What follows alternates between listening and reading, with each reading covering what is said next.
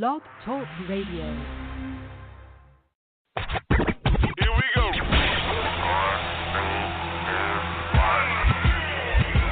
Blast off. This is True Capitalist Radio. True Capitalist Radio. I am your host, the man they call Ghost. The badass of business. Give him capitalism or give him death. That's it. Period. Broadcasting from his Skyline office studios in beautiful downtown Austin, Texas. You sound fruitier than a box of Fruit Loops, for Christ's sake.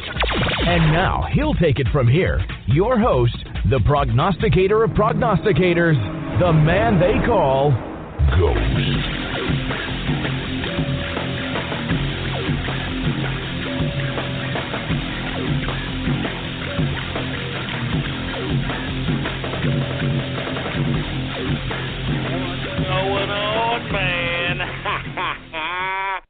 How's it going, folks? And thank you for tuning in with me to another edition of the True Capitalist Radio broadcast.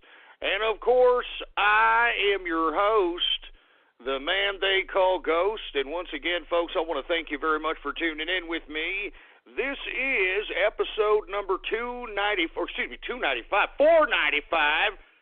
495, episode number 495 for all the folks that are keeping track of the True Capitalist Radio broadcast. And before we get into anything else, I'd like for everybody to please spread it around like goddamn wildfire, and let everybody know that True Capitalist Radio is in effect and in the house, and we are live every Monday through Friday, 4 p.m. Central Standard Time, right here on the official website of the True Capitalist Radio broadcast, and it is, blogtalkradio.com/ghost. That's blogtalkradio.com/ghost, and before we get started on anything else, please follow us on Twitter and Gab. Twitter and Gab, of course, Gab is the Twitter alternative. You can find me on both of those social media sites under the name Politics Ghost. All one word, no underscores. Politics Ghost is the name to follow on both of those social media sites. Anyway, folks, I want to thank you very much for tuning in with me. I hope you had a decent weekend. I sure as hell did not. I unfortunately had to, I have another show that I host on the weekends called the Saturday Night Troll Show, and it was a complete mess. So, I mean, aside from that, it was a decent weekend. I mean, whatever. All right. I mean, whatever. You just you gotta take them as they come. You know what I'm saying? Anyway, with that being said, folks, let's get right into the nitty gritty. Let's get into money. Let's get into cryptocurrency. You know what I'm saying? Let's get into the crux of the matter. Now, with that being said, folks, let's talk about Trump. This weekend, or actually before the weekend, he may have tweeted this on Friday, that he wanted Congress to start going full speed ahead on tax reform, that there would be some level of tax reform plan this week, folks. So you had a lot of folks in the investment community in the equities markets basically bull running in the equities, which we'll cover here after we cover cryptocurrency, but we saw a fall in the dollar. Now, when you see a fall in the U.S. dollar, you're going to see an increase, what do we say in financial fundamentals? Increase in equities, and should see an increase in commodities. That is not what we're seeing in the commodity sector. We'll take a look at that here in a second. But what I have found is that when we see a decrease in U.S. dollar, the value of the U.S. dollar, I'm starting to see a true reflection of the decrease in the U.S. dollar with the increase in cryptocurrency value. Now, this should tell you a lot. If the U.S. dollar is going to fall in value in any day's session, we're going to see an increase in cryptocurrency. And I'm taking a look at the big board of cryptocurrency, and it is reflected, baby. All right? It is purely reflected right here, right now. Let's go ahead and get to it. Let's get to Bitcoin, folks, all right? I mean, let me tell you something. Before I start covering the cryptocurrency markets, I do want to remind everybody, we have been seeing some bull runs on some of these cryptocurrencies. All right, and that's why I cover the cryptocurrency markets, folks. I even try to give heads up on certain cryptocurrencies on when there might be a wave in the process. And if you listen to this broadcast, folks, I I'm giving you information on where to find the liquidity. I mean, I'm serious. Nowhere can you find free money, as in what you hear in the first hour of True Capitalist Radio. I'm just saying. I'm just saying. Anyway, let's get to the cryptocurrency markets, folks. Bitcoin, symbol BTC. The current market capitalization for Bitcoin is $20.3 billion in market capitalization. $20.3 billion market cap. We've got the current circulating supply of Bitcoin at 16.2 million in circulation. In the 24-hour period, Bitcoin has gone up 3.52% increase in the past 24-hour period. The current Bitcoin price, symbol BTC, current price is $1,250.46 per Bitcoin. I'm telling you, man, I mean, we're seeing gradual increases all across the board. I mean, it's very rarely here do I see anything in the red side unless it's a contraction from some bull run that was happening in the past several days or something of that capacity. Everything is up. Let's take a look at Ethereum, symbol ETH. All right, Ethereum, the current market capitalization is $4.5 billion. All right, the current circulating supply for Ethereum is 91 million in circulation. In the past 24 hours, Ethereum has gone up 3.21%. The current price for Ethereum, symbol ETH, current price $49.80 per Ethereum cryptocurrency. Now, the thing I want to talk a little bit about Ethereum is that I think we're going to see a breakout on Ethereum if we can get past this $53, $54 point. If the price of Ethereum can go up about $53, $54, we see a breakout like we see on Litecoin, which we're going to get to in a second, or on Dash, which we've been seeing here recently. This is the kind of bull run that we are waiting for on Ethereum. Ethereum has got tons of flexibility. We've got a lot of big money, big corporations, Silicon Valley looking into Ethereum. The flexibility with its smart contract technology makes it a unbelievable integrated type of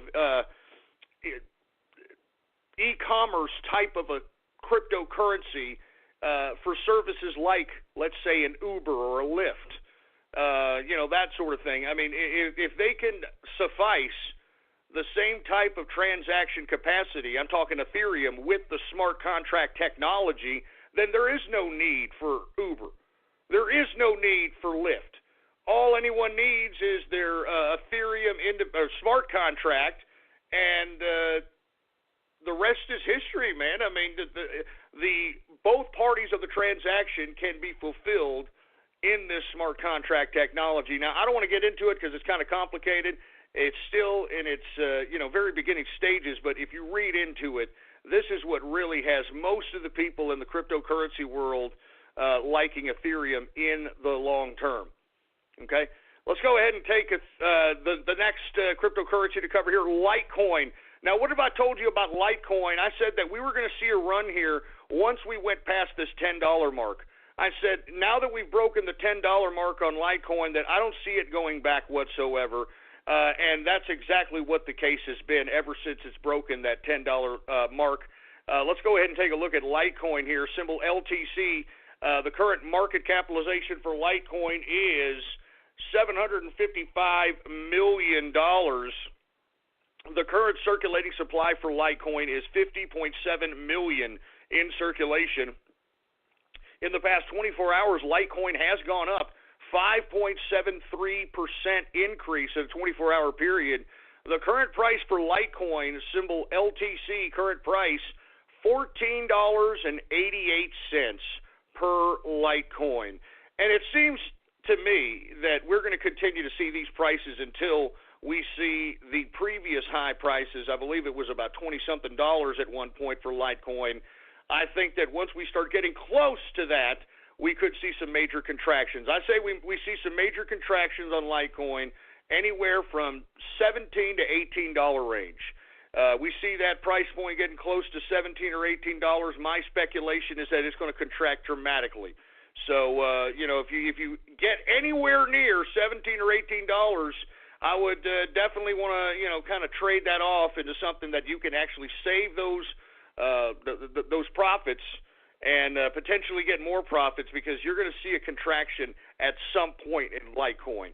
Let's go ahead and get to Dash Coin. Oh, yeah, Litecoin, once again, $14.88 per Litecoin. Let's get to Dash Coin, symbol DASH.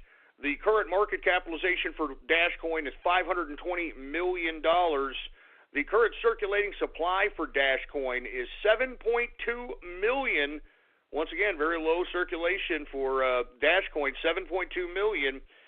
In the past 24 hours, Dash Coin has gone up 13.88% increase in the past 24-hour period. Dash Coin, symbol DASH, the current price, $71.83 per Dash Coin. And this is another one I like here for the next several months because we once saw Dash Coin hit the price point at about $120 here. I think it was about 3 or 4 months ago, if I'm not mistaken. I definitely think that we'll see those price points again. When that happens, or we get near those types of price points, is we're going to see another contraction. And this is the name of the game in cryptocurrency. You want to be able to hold the cryptocurrency long enough to be able to gain these increases, and then once you gain and see those increases, get out and put it in something else that is either a safe bet. And a safe bet in cryptocurrency is something that doesn't really dramatically move either one way or another. You want one of these cryptocurrencies to put liquidity in a cryptocurrency that doesn't have any kind of big swings, because if you put it into something that potentially could give you a loss, then the liquidity that you made in the previous play is moot. So this is what makes people a little bit better money managers by default, the cryptocurrency markets, and that's why I love it. That's why I'm trying to cover it here. I'm trying to get as many people as I possibly can involved in it.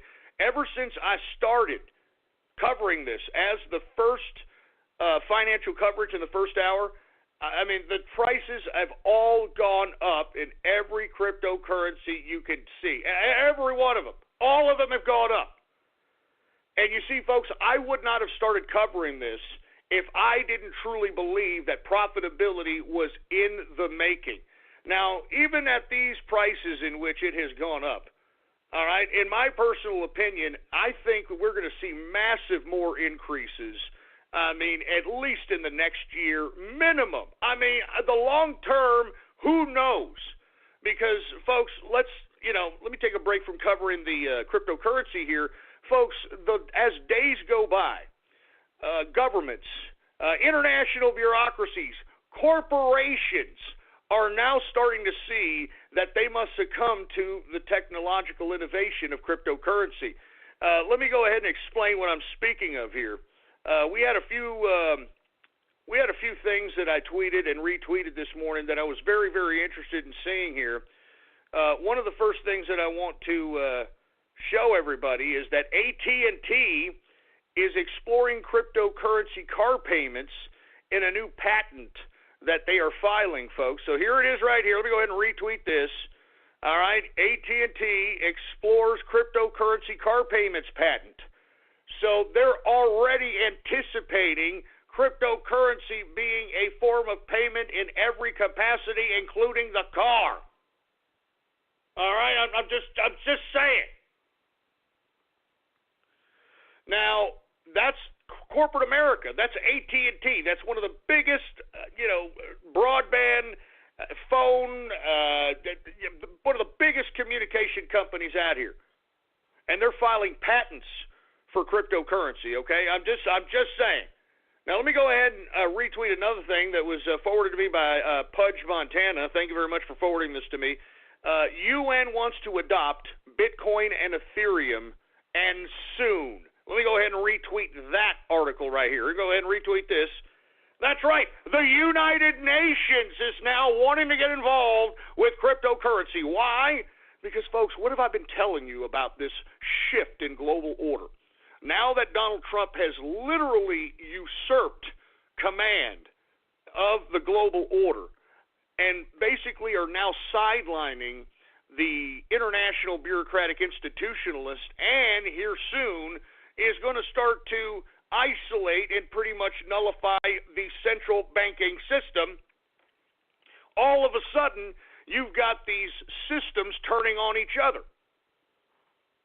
Now you've got the United Nations wanting to entertain Bitcoin and Ethereum because they still want their international institutionalist bureaucracy to stay pertinent while the central banks are no longer relevant. You get it? So by this move right here, I just retweeted it on my Twitter account, Politics Ghost. Once again, the UN wants to adopt Bitcoin and Ethereum, and soon. They already have a pilot test May 1st in Jordan, the country of Jordan, with over 10,000 recipients. I'm telling you this right now, folks. This is the future. You understand? And this is why I'm saying, folks, the more and more people start accepting this as payment, the more and more people that start using this as a form of exchange of goods and services, the more and more countries that legalize it as a forms of legal tender, the more and more people are going to have it, they're going to need it, they're going to want it, they're going to want to spend it, they're going to want to have it. And right now, folks, I'm telling you, I would not be telling you this if I'm not talking out of my ass here. I'm trying to help you. I'm telling you right now is the time to start hoarding. It's time to start making a play. It's time to start getting involved in this wealth revolution that's happening right before our very eyes. And all I'm asking you to do is just hoard it, okay? I'm telling you this right now. I don't care how you get involved with cryptocurrency. Just get it.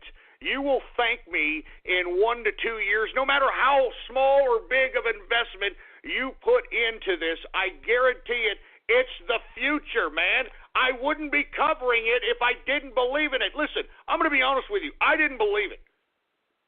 All right, I'm telling you, I did not believe in any of this cryptocurrency stuff because at the time, the only cryptocurrency that was out there was Bitcoin. And I didn't believe in it because, first and foremost, I didn't even really understand it. Okay, and secondly, no one was truly accepting it with the exception of a very small community of people. Now that the cryptocurrency concept has not just exploded in a mass worldwide scale, but there are other cryptocurrencies that obviously have either better flexibility, faster technology, that are competitors to Bitcoin, and not to mention, look at all these. All right, look at all these different entities, governments, corporations. Everybody's moving in on this right now, folks. All I'm asking you to do is just hoard the son of a bitch. I don't care what cryptocurrency you're hoarding. All right, just hoard it. All right, hoard it like gold and silver, man. I'm not even joking around. This is a long-term investment, at least for the next 2 to 3 years. At least. I mean, when I mean at least, I mean it's the takeoff. You know, the utter, the wave that's about to ensue as far as the amount of value that cryptocurrency is potentially going to be is about to take off. So this is why I cover this. This is why I'm trying to encourage folks to entertain this. Accept it. If you have a business, start accepting Bitcoin, man. All right? I mean, if you charge for a service, you have a service, just accept Bitcoin. All right? And start hoarding it. I mean, it's as simple as that. That's all I'm asking you to do, man. I don't care what kind of a play you make a play and make it now, in my view. Make it now. Let's continue going and take coverage of more cryptocurrency, shall we? We've got Ethereum Classic. Now, has anybody seen the run on Ethereum Classics, or the Ethereum Classic, excuse me? Has anybody seen this run? Symbol ETC. ETC, the current market capitalization for Ethereum Classic is $358 million market capitalization. The current circulating supply for Ethereum Classic is 90.9 million in circulation. In the past 24 hours, all right, Ethereum Classic has gone up 15.32%. All right? I'm not joking around. I mean, give me a break. I mean, that is profit, baby. And you know what? I'm taking a look at this chart. I'm not too sure if this is the end of the Ethereum run. You may want to look at this chart here.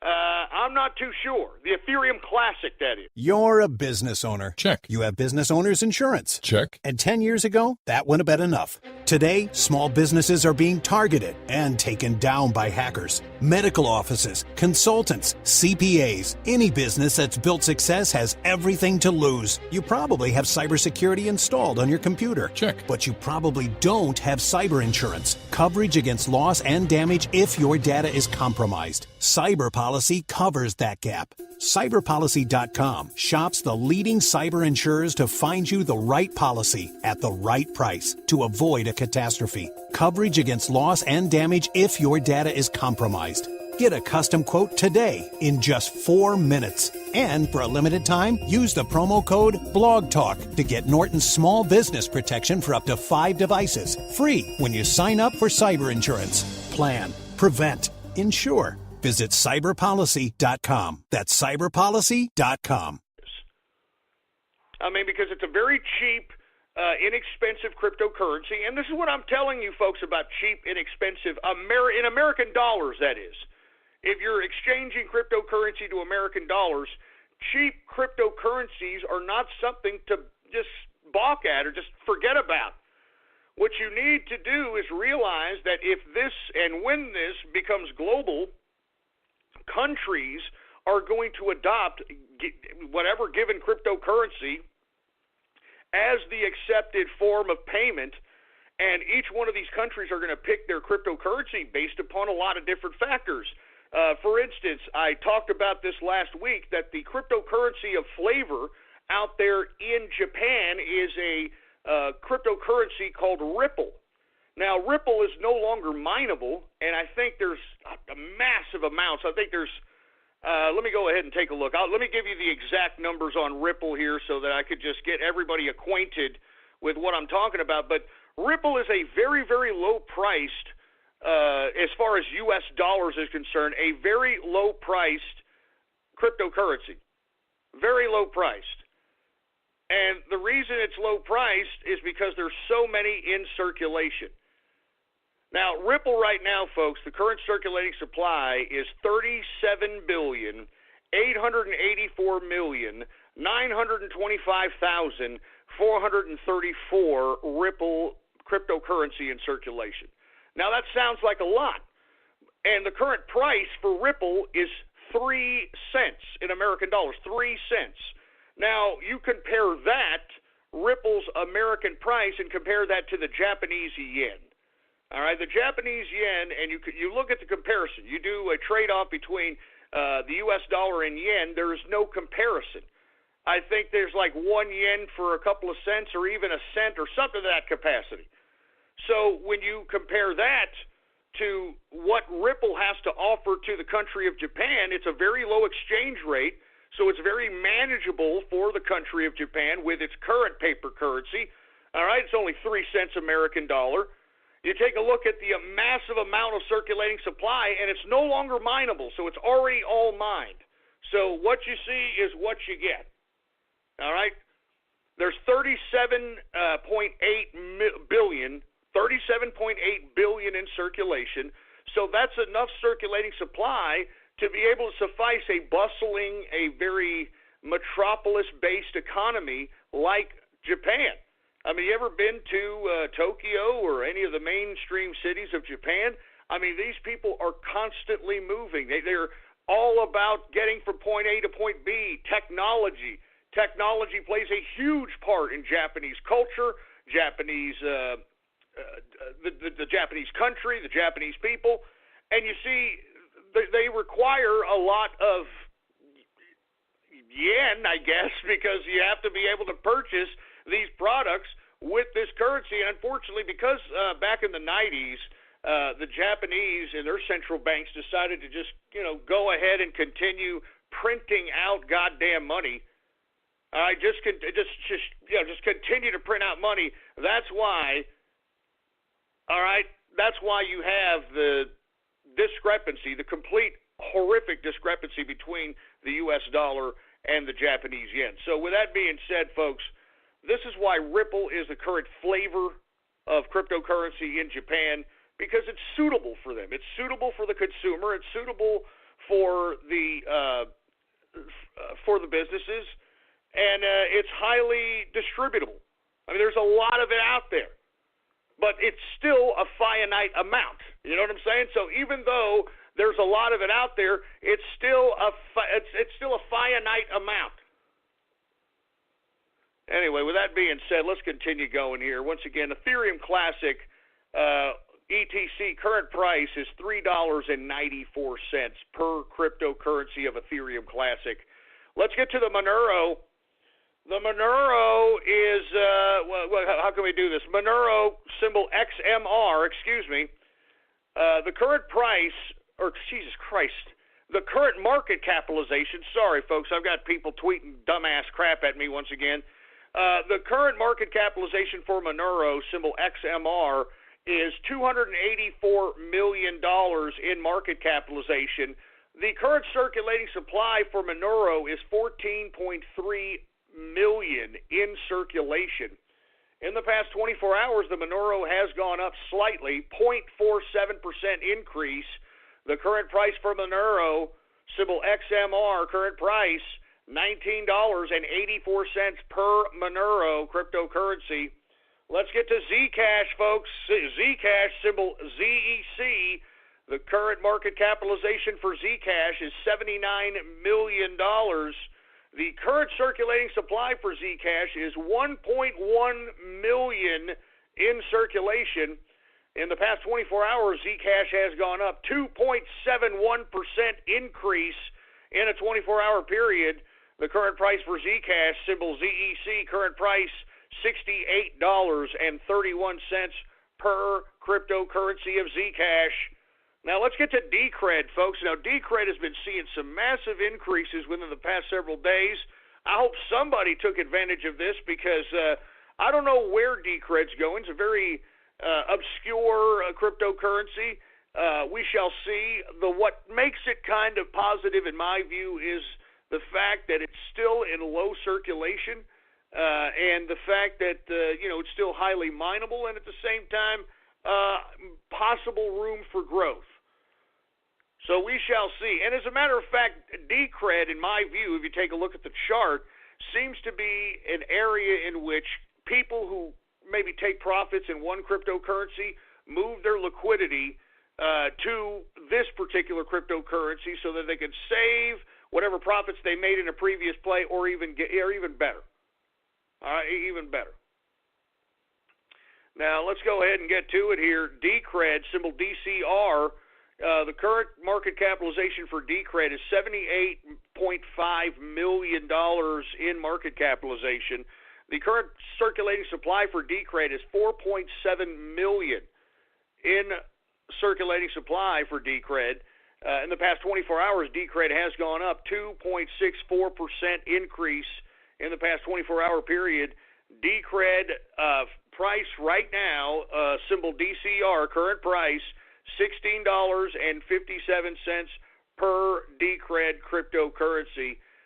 Let me go ahead and get to some big increases here, folks, because there's some things that need to be talked about here, and I want to go ahead and discuss them here because, some of these increases, I don't even know what to say about them. But let's go ahead and let me look for one on the big board here. Let's go ahead and get to game credits. Now, we've been seeing a lot of fluctuations in game credits, symbol GAME. I know folks have been kind of perplexed that I'm even covering this particular cryptocurrency, but if you take a look at the charts, I mean, there's been some major liquid to be made in this. And as I've stated, to look at penny cryptocurrencies, cryptocurrencies that are below $1 is not something to just shun. You can basically put in a very, very small amount of cryptocurrency into other cryptocurrency like game credits and be able to make massive amounts of profit on some of these swings out here. And not to mention, some of these cryptocurrencies that are under $1 swing dramatically. You know what I'm saying? So this is why I'm covering some of these penny cryptocurrencies to make some moves or watch for fluctuations in volatility. Once again, let's get to game credit, symbol GAME. The current market capitalization for game credits is $55.8 million market capitalization. The current circulating supply for game credits is $62.1 million, $62.1 million in circulation. Jesus Christ. In the past 24-hour period, though, folks, it has gone up 9.54%. All right, and it has gone up and down for the past several days. You could have day traded this for at least for the past several sessions and made yourself some decent liquidity, to say the least. So that's why, I'm covering game credits, even though people are like, Ghost, why are you even covering it? You're stupid. I don't get it. I don't like it, Ghost. I don't get it.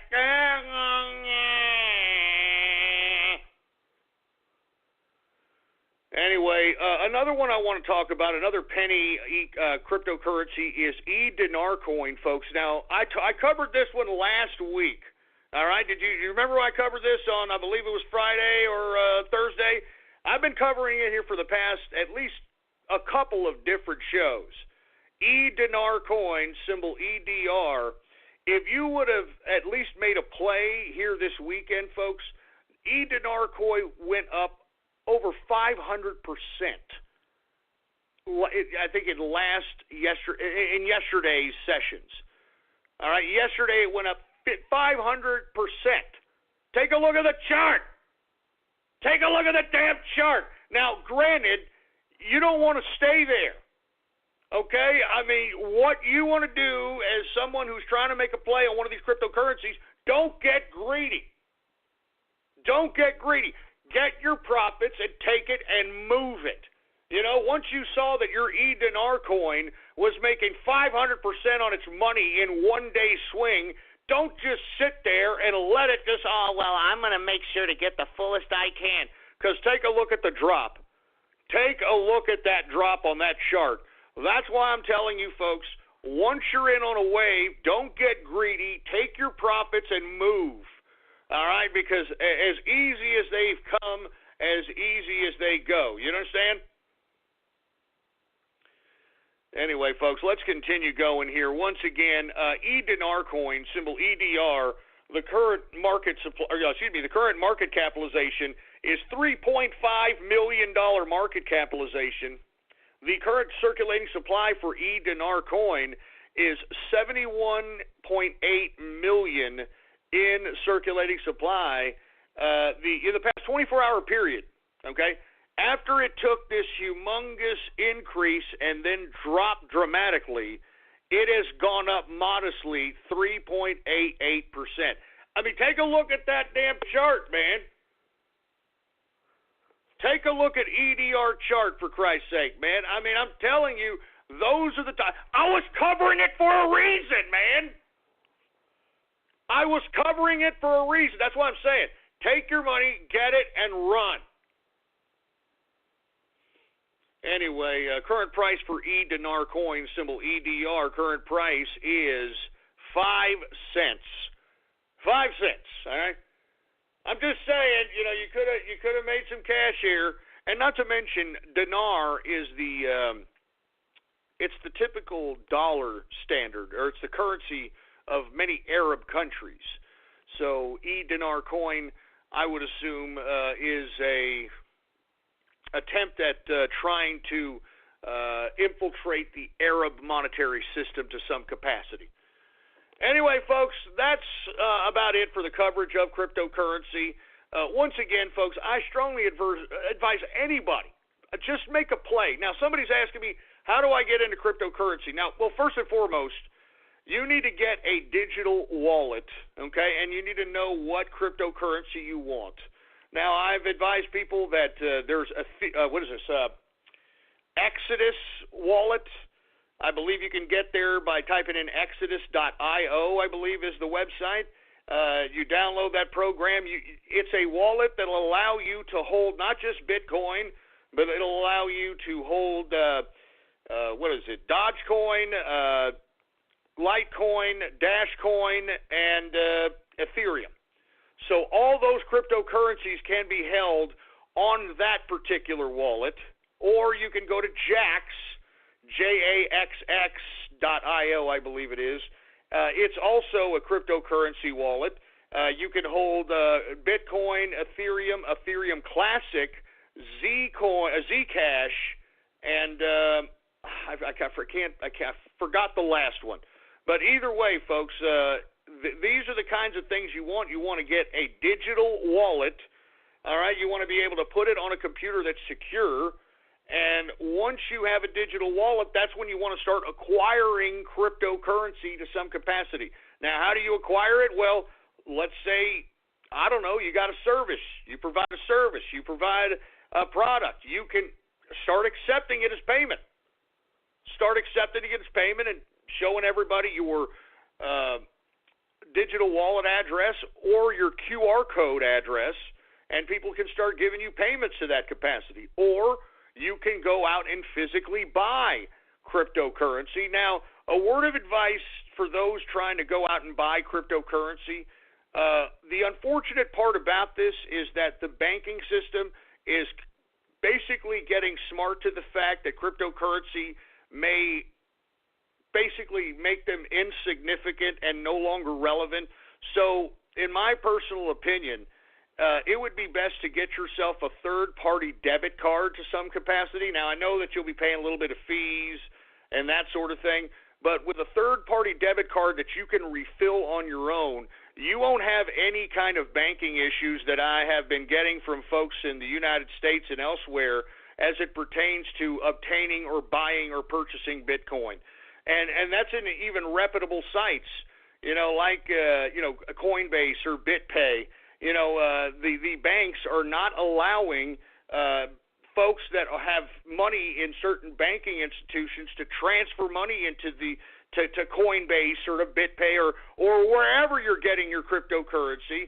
They won't allow you to do it because of something. And the reason is, folks, is they don't want to encourage you contributing to the entity that is going to kill their industry, okay?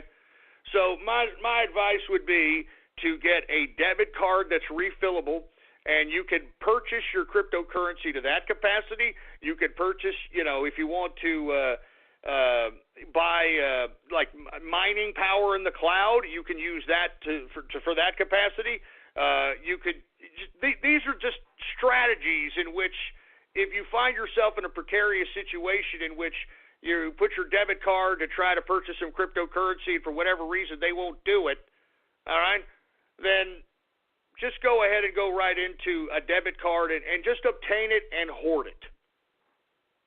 That's all it is. I just want people to hoard cryptocurrency and just wait a year or two and just watch what happens. Watch what happens, all right? I'm telling you this right now. I mean, I don't care how you make a play on cryptocurrency. Just make the goddamn play, all right? God damn it. Anyway, folks, once again, I taught you how to purchase it. You need a digital wallet, and, you can also mine it, folks. Now, once again, mining cryptocurrency, you can either buy a physical rig in which, the best rigs are of computing hardware that has at least 3 or 4 or 5, I've seen as high as 6 different graphics cards on a motherboard, and all 6 of those graphics cards are literally mining cryptocurrency. I mean, it's its own physical device. Now, with doing that requires a lot of technological savvy. It requires you to have a lot of fans. It requires you to have a lot of ventilations, make sure that the whole system doesn't overheat, doesn't blow out the power supplies, a lot of things going on in that. But if you are someone that thinks that you have the know-how and the technological capability of doing so, I would strongly advise you to do it. I'm serious. I would strongly advise you to do it. But in my view, I'm a businessman. I've got several businesses that I'm worried about. I'm trading cryptocurrency. I'm trading stocks. I got a lot of friggin' fans in the fire here. I got a show going on. So I want to mine. I do want to mine. I ain't got time for that. So what I do, folks, and I've been advising people to do so, and people have been thanking me for advising them to do so. Mine in the cloud, folks. simple, easy, and you get daily payments daily in your goddamn digital wallet. And now is the perfect time than ever. I'm going to stop promoting this once we start seeing, Dash Coin at $110 or Zcash at $110, that capacity. I mean, right now is the time to get a contract so you can have daily payments in your goddamn freaking digital wallet on a consistent basis, man. So anyway, with that being said, let me go ahead and tweet out what I've been using, what many of the folks in the inner circle have been using, what many of the people in the capitalist army, the capitalist right have been using, and I'm talking about Genesis-mining.com. I mean, take a look at that. Once again, folks, it's very easy, man. You could instantaneously start mining, and what I like about this, it gives you the flexibility to use your mining power wherever and whatever. I mean, you can literally control your mining power to mine any of the cryptocurrencies that they have to offer. It's beautiful, man, without even having any kind of technological know-how, savvy, anything. That's why I like it. That's why I advise people to use it. I just tweeted it right now. Go ahead and take a look at the Twitter. All right, Genesis-mining, and use discount code WEA296 to get the damn discount, man. I mean, now you couldn't get any better of a time, man. I'm telling you, couldn't get any better of a time. I'm just saying. Anyway, with that being said, let's get right to the goddamn equities markets, because now we have finally seen some volatility worth we're trading, for Christ's sake. Now, why are we seeing such a dramatic increase in the equities markets? Well, as I alluded to earlier in the broadcast, folks, the investors in America are feeling a little funny in the pants about the French election, and we're going to talk about that later. But if you all haven't heard, there is a runoff between Le Pen and Emmanuel Macron, or whatever the hell his freaking fruity name is, and that is unprecedented because not a mainstream party candidate, from what I understand, actually made it into the runoff election, which I believe is unprecedented in at least in modern times in France. I could be wrong. But that's one reason why you've got investors today feeling funny in the pants. And another reason is the President of the United States' insistence on a tax deal being done, or at least being proposed this week. Now, I am looking forward to that proposal. I want to see, in my personal view, some lower corporate taxes. I want to see something done, at least some kind of incentivized-based capital gains incentive, like Donald Trump talked about during the campaign. 0% on capital gains up into $150,000. That means you can make $150,000 in capital gains, and you don't have to pay zero. You pay zero tax on it. You only pay tax after $150,000, and you pay the capital gains tax, which hopefully will be a lot less expensive than the current tax that we are seeing today. And not to mention, folks, we need employment opportunities. We need employment incentives. We need regulatory cutting. We need it all. And this is what we are waiting for as far as the folks that have businesses, as far as the folks that are potential employers.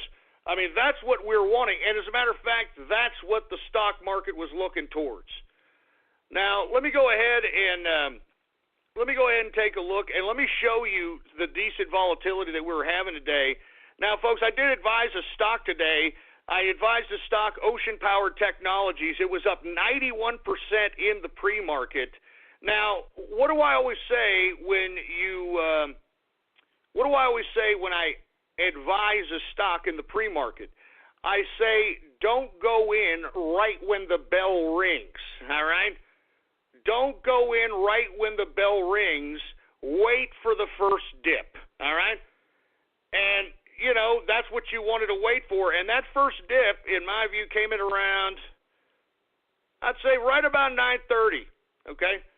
And you could have bought it around 264, and then you could have just traded it from 260, 271, 250. I mean, look at that volatility, man. It kept going up from 250 to 270 out throughout the whole goddamn day. Look at that crap. Look at that. Look at that crap, man. I mean, that was just in and out all day long. That's what I was doing all day long, folks, just going in and out. Not to mention, folks, it was a very cheap stock. So that's what I try to advise folks. You know, I know I haven't advised, you know, stocks to watch in a while because there hasn't been much volatility for anybody to make any kind of day trading or pattern trading plays. So I haven't made any kind of stocks to watch, not to mention the volume has sucked. The volume sucked. Anyway, the reason Ocean Power Technologies was so high today in the market was because of a buoy system that was implemented in Japan, which constitutes, you know, the first of its kind with this company and a Japanese company, which, you know, got a lot of people funny in the pants. And as a result, this is what you have out here. I mean, you have, you know, some positivity. What have I always told you about news? News makes profits, folks. That's why you always have to stay on focus with the business news, the current events, all right? I mean, news makes money, believe it or not. Right when the Syrian strikes happened, did you take a look at how much gold and silver went up instantaneously right then and there? I mean, you can make money. You could have sold off an ETF if you had an ETF and gold was rising. You could have taken profits in some capacity. That's what I'm saying. News makes money. Always stay informed, man. Always. Always. That's what will make you money, baby. It's what being a capitalist is all about. All right? That's all I'm saying. Anyway, let me go ahead and get to the stock market, folks, because this is what made everybody in the stock market feel funny in the pants today was because they're anticipating the tax cuts. Now, with that being said, as the weeks go by, if we start seeing that we're not seeing any kind of progress as far as that tax cut is concerned, you better well see that we're going to see these damn increases go down like hell. Because this is all anticipation for these tax cuts. And not to mention, if the tax proposal itself is underwhelming, for instance, we don't see the 15% corporate tax rate and it's a 25%er, all right? Or if we don't see $150,000 0% capital gains tax, or if we don't see any kind of incentivization for employers to, hire employees, then I don't see any more growth in this particular equities market in the short term. All right, I'm serious. So, in my view, as much as today was a very, very good day to gain liquidity in the equities markets, I think it's short-lived in my view. I think it's short-lived. Let me go ahead and get to, let's get to the Dow Jones Industrials, all right? Dow Jones Industrials was up today 216.13 points. All right, damn. A percentage increase of 1.05% as an index, baby, up a whole percent on news. Take a look at the intraday chart. It's ridiculous. Closing out the Dow Jones Industrial at 20,763.89 points for the Dow Jones Industrial. We've got the S&P 500 also up today, a whopping 25.48 points, a percentage increase of 1.08% increase on the day, closing out the S&P 500 at 2,374.15 points for the S&P 500. We've got the NASDAQ. The NASDAQ is also up today, 73.30 points, a percentage increase of 1.24%. Closing out the NASDAQ at, good God, 5,983.82 points for the NASDAQ composite. I would watch out, man. I would watch out for that NASDAQ. I'm telling you, this is looking a lot like 1998, 1999, man. We're approaching 6,000 NASDAQ, and I don't see where the justification is, man. I think that most of the tech companies that are comprised of the NASDAQ are a bunch of pump and dump. I mean, Snapchat, are you kidding me? I mean, are you already reading the unscrupulous and nefarious crap coming out of that company, for Christ's sake? And that's supposed to be some billion-dollar company? I mean, good God, man. I'm telling you, in my view, the tech industry, as far as I'm concerned, way overblown. Way overblown. It's basically a bunch of venture capitalists who have more money than sense that are investing. And to be honest with you, I mean, you can't blame these people that are trying to go after these venture capitalists and juice them for money because they look like they have more money than sense, because it's all a bunch of pump and dump. I mean, I have yet to see any new technology that wows me as it pertains to, I don't know, any of these damn IPOs that are coming out in the NASDAQ. What, Snapchat? Snapchat? Anyway, folks, let me continue going on, folks. Let's get to the commodities here. Now, once again, we did see a decrease in the dollar, and we saw that reflected dramatically in the cryptocurrency markets. Now, was it reflected in commodities? Was it reflected in commodities? No, it wasn't. Now, I'm going to explain why as we get to each and every one of these commodities here, right? Because once again, you see a decrease in the dollar, you should see an increase in most commodities, right? Let's go right now to energy. Energy is down, all right, all across the board. WTI sweet crude. What have I been telling you about energy? Staying away from it from a 10-foot pole. 10-foot pole. Did I just switch the letters there? From a 10-foot pole, because I'm telling you there's too many oil producers in the world market today, man. Too many oil producers. It's too many. It's too many. Anyway, let's continue going here. WTI sweet crude, all right, it is down today 41 cents, a percentage decrease of 0.83%, closing out WTI at $49.29 per barrel of WTI sweet crude. We got Brent crude also down today, 30 cents, a percentage decrease of 0.58%, closing out Brent crude at $51.66 per barrel of Brent crude oil.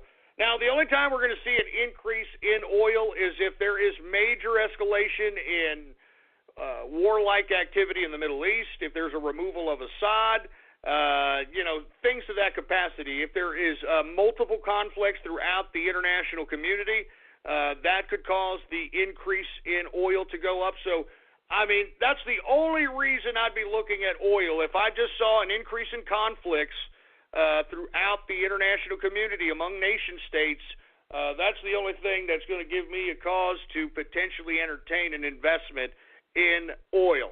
Now let's get to gasoline. Gasoline is also down today, 1.24% decrease. The feast or famine natural gas, it is also down today, 1.19% decrease for natural gas, and heating oil down 0.66%. Let's go ahead and get to metals, shall we? The metals! Let's get to the goddamn metals! Now, the reason we're seeing a decrease in metals, folks, this has more to do with the elections in France than anything else. All right? I mean, this has much to do about France than anything else. All right? So that's why we're seeing a decrease in gold, even though, the dollar isn't doing too well today.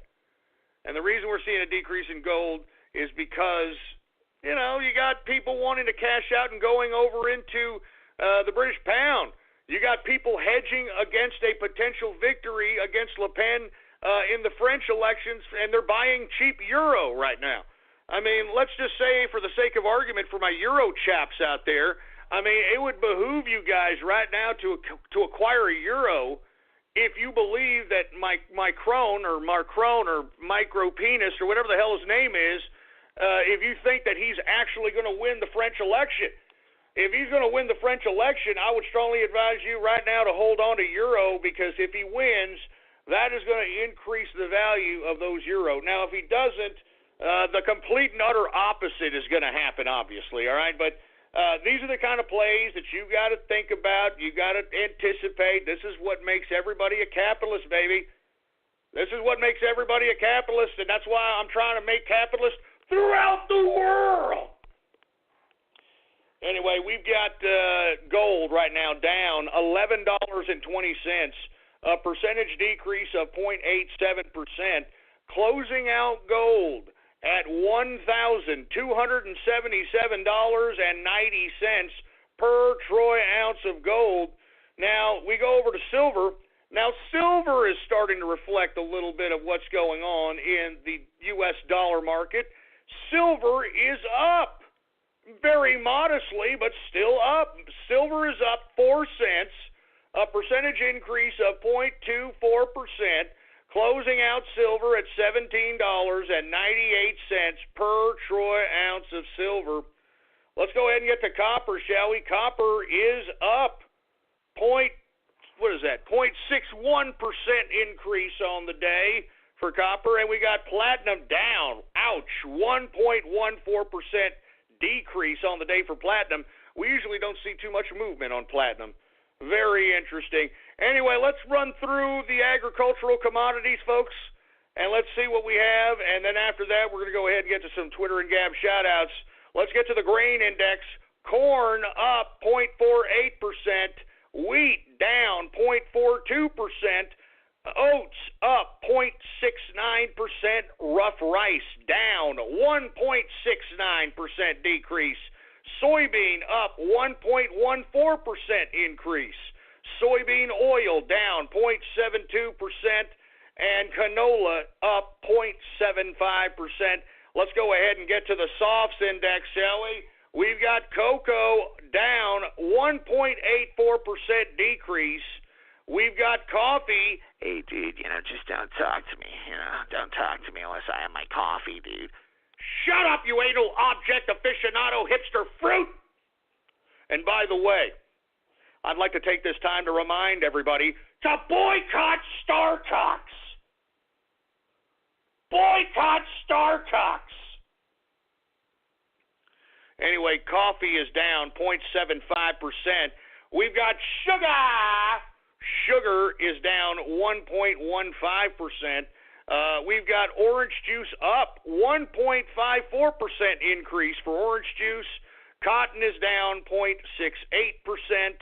Lumber is down 0.85%. Rubber is up 1.29%. And ethanol is up 0.12%. Let's get to livestock, shall we? Now, livestock, folks, has taken a dramatic decrease, to say the least. I mean, are we going to continue to see cheap beef? Then yes, I'm all for this, baby. Live cattle, folks, down today, 1.59% decrease on the day for live cattle. We've got cattle feeder down, 1.09% decrease for cattle feeder. And lean hogs, look at that old lean hog. Lean hog is up 1.76% increase on the day. And that, my friends, is the markets for your ass, all right? All right, now thank you very much for tuning in with me for the first hour of the markets, folks. Once again, I am giving you all millions of dollars of information. It is up to you to use what I am giving you all out for free and apply it to your lives and make yourself the badass capitalist that I know you can be. The only person prohibiting you from being a capitalist is you. You're a business owner. Check. You have business owner's insurance. Check. And 10 years ago, that wouldn't have been enough. Today, small businesses are being targeted and taken down by hackers. Medical offices, consultants, CPAs, any business that's built success has everything to lose. You probably have cybersecurity installed on your computer. Check. But you probably don't have cyber insurance, coverage against loss and damage if your data is compromised. Cyber Policy covers that gap. Cyberpolicy.com shops the leading cyber insurers to find you the right policy at the right price to avoid a catastrophe. Coverage against loss and damage if your data is compromised. Get a custom quote today in just 4 minutes. And for a limited time, use the promo code BLOGTALK to get Norton's small business protection for up to 5 devices. Free when you sign up for cyber insurance. Plan, prevent, insure. Visit cyberpolicy.com. That's cyberpolicy.com. So anyway, with that being said, let's go ahead and take some Twitter and Gab shout-outs for all those folks that are tuning in. And for you folks that are unaware, all you got to do to get a Twitter and Gab shout-out, let's go ahead and go with Twitter first. All you have to do is retweet the tweet that states True Capitalist Radio Live. You've just got to retweet the tweet that states True Capitalist Radio Live. You retweet that tweet, I will give you a Twitter shout-out live right here on the broadcast, right here and now. So without any further ado, hey, engineer, do we got any Twitter shout-outs to be had? All right. Well, without any further ado, let's go ahead and get some Twitter shout-outs right now. All right, who do we got here? We've got the Smiler in the house. We got the Brony Network. We've got Peyton Snake. What the hell does that mean? We got Finchy Bird. Did I oy-vey that? Did I oy-vey that? Shut up. All right, don't start. All right. Snake and Bake Radio. Oh, Jesus Christ, man. Tyson's wife's son.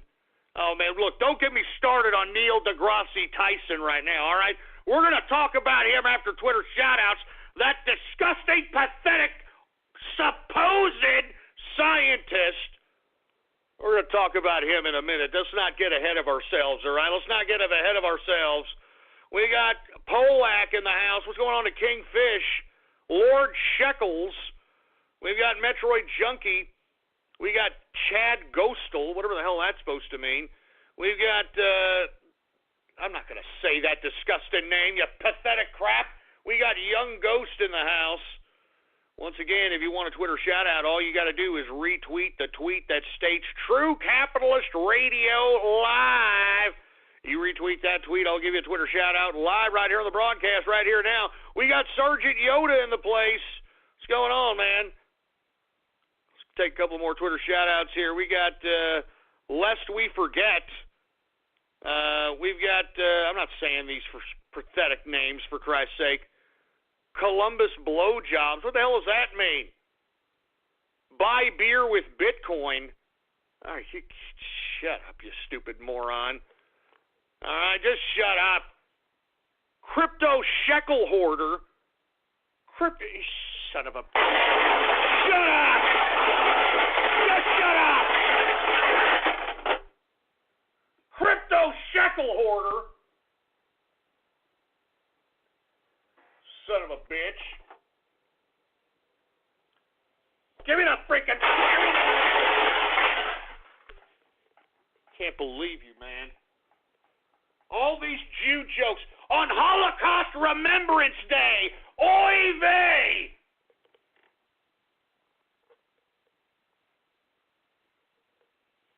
Anyway, we are now in the second hour of the True Capitalist Radio broadcast. And, of course, I am your host, the man they call Ghost. And once again, folks, I want to thank you very much for tuning in with me. Before we get started, I'd like to remind everybody to please spread it around like wildfire. And let everybody know that True Capitalist Radio is in effect and in the house. And we are live every Monday through Friday, 4 p.m. Central Standard Time, right here on the official website of the True Capitalist Radio broadcast. And it is blogtalkradio.com/ghost. That's blogtalkradio.com/ghost.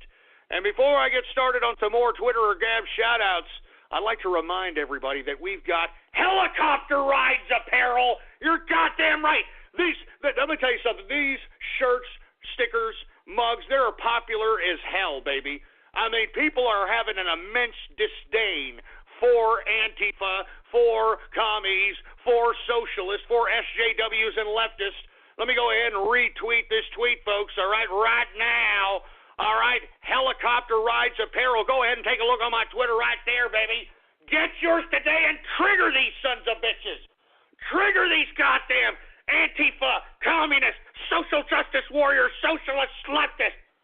And tell them through your apparel that they deserve helicopter rides, for heaven's sake. You can run, you can hide, you get helicopter rides. Good God. Anyway, let's continue going on with Twitter shout-outs here, all right? We got the green leader in the place. We've got P. Ryan Loves Pizza. What the hell? Oh, man, what the hell is that supposed to mean? We got Edgar Raines in the house. We got Deep Butt Crack, whatever the hell that's supposed to mean, for heaven's sake. True Anzac Radio. As a matter of fact, happy Anzac Day to my boys out there in Australia. What's going on, baby? We got Ohio Bitcoin in the house. Going on Ohio Bitcoin. Who else we have here? We've got Cotton Eye Jew. Cotton Eye Jew, asshole. You son of a bitch. I got your Cotton Eye Jew, asshole. Look, I'm warning you guys, all right? You got to stop doing this crap, man. I'm not even joking around. I know y'all are a bunch of anti-Semitic pieces of crap, but you got to stop this right now. You all got to stop. This is Holocaust Remembrance Day, and for you all to be sitting here making those types of insensitive jokes is just ridiculous, and it makes me rather embarrassed for you. All right, it makes me a little embarrassed. Give me the freaking mic. Give me the mic. I'm going to be honest, it makes me embarrassed for you folks on the internets out there. Anyway, we got CDI Fan 237. We got, I'm not going to say that disgusting name, you piece of crap. We got TCR Discord chat. We got Neil DeAlbin Tyson. Neil DeAlbin Tyson, you asshole! I know what you mean by that!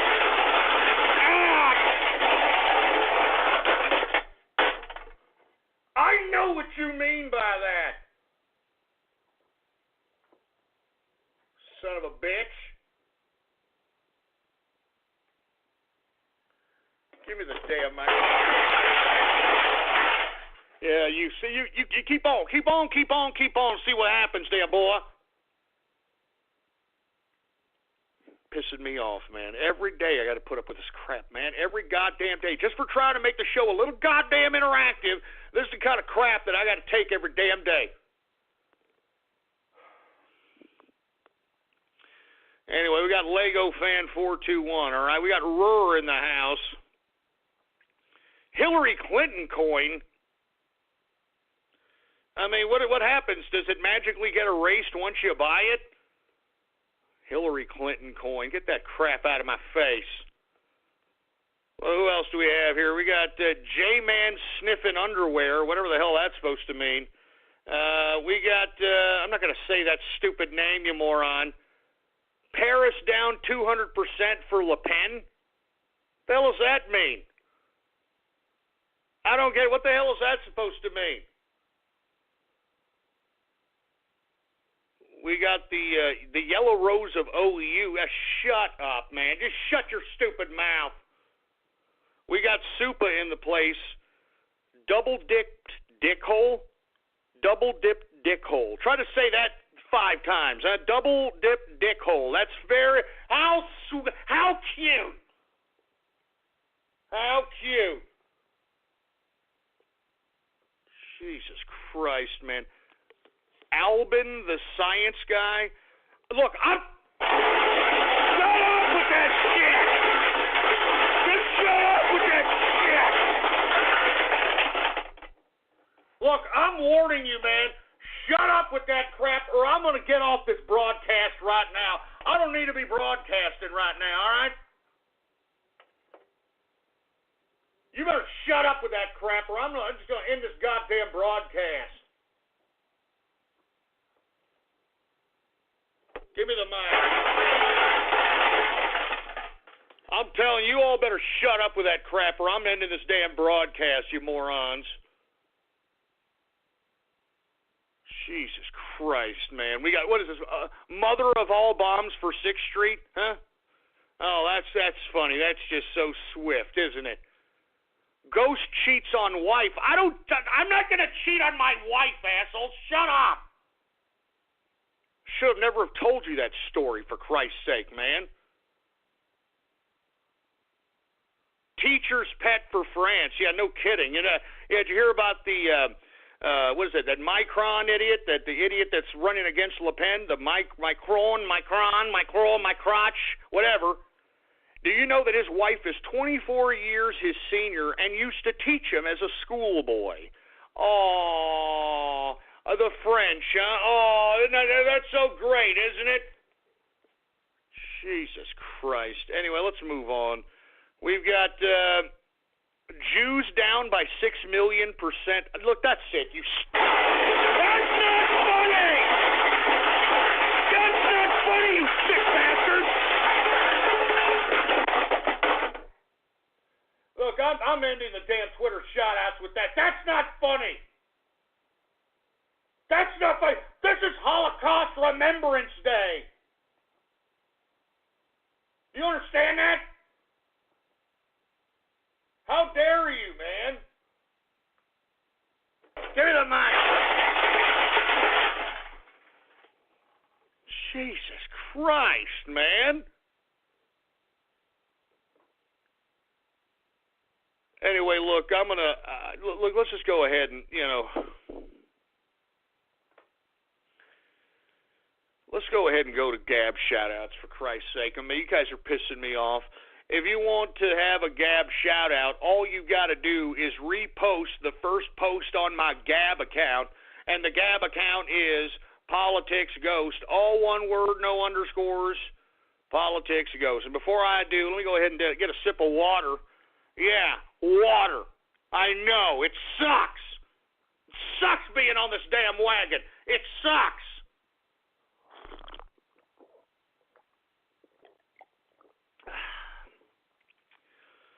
It sucks, all right? It sucks, it sucks, it sucks. Anyway, who else do we have here? We got Phantom the Joker, Metroid Junkie. We've got, I'm not going to say that stupid name, you stupid moron. We got Arboru. We got 80 years of Adolf Albin gas bill hasn't been paid.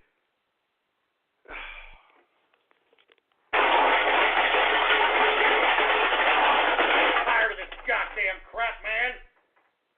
Tired of this crap. Look, enough of the Jew jokes, all right? It's Holocaust Remembrance Day. Why don't you pay a little bit of respect, all right? Why don't you pay a little bit of respect, for Christ's sake? Good God. Jesus, give me the mic. Why don't you pay a little bit of respect? Have a bagel or something, you freaking anti-Semitic pricks. Jesus Christ, man. Anyway, who else do we have here, for Christ's sake? We got, there's the Brony Network again. We got Ben, what is this? Ben Miova and, shut up. I know it. You shut your ass, whoever tried to make me say that. You son of a... Screw you, man. All you people that try to make me say this shit crap, go shove it up your ass, man. I don't understand you people, man.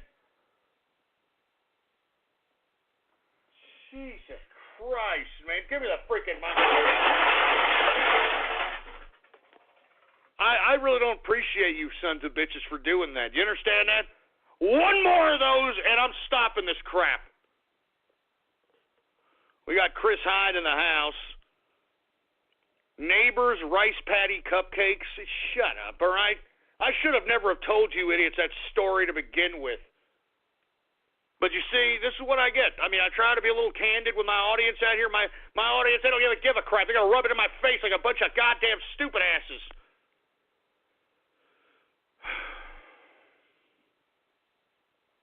Jesus Christ, man. Keep serious fags off troll show. What the hell's that supposed to mean, man? We got Man Bear Pig. What's going on, man?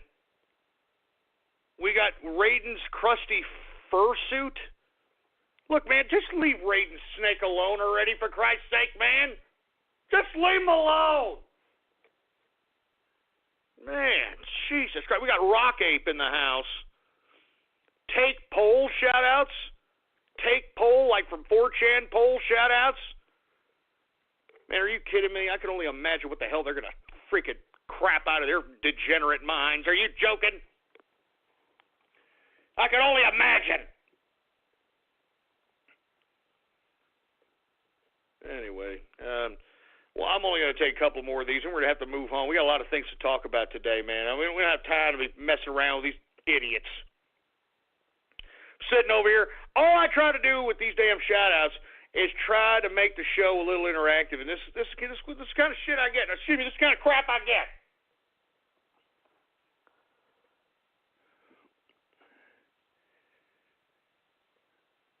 Who else do we have here? We got Alex first, Bill second, Ghost next. Are you trying to say, like, take me off the air, asshole? Is that what you're trying to tell me? Huh? Is that what you're trying to do? Hey, let's shove it up your ass. Look, they take me off the air. You know what? I move on with my life. How you like that?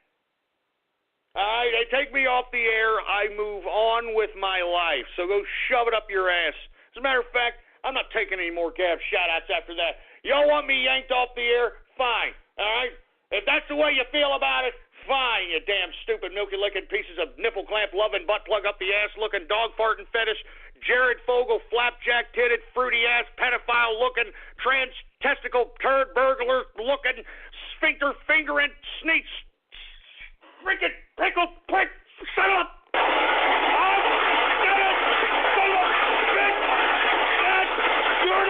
Curator.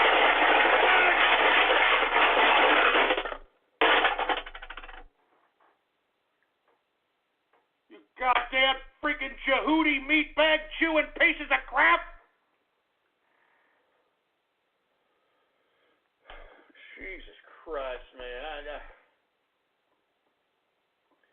Anyway, look, I'm done. I'm done with the shout-outs. Give me the mic. Give me the mic. Look, I'm done with the shout-outs.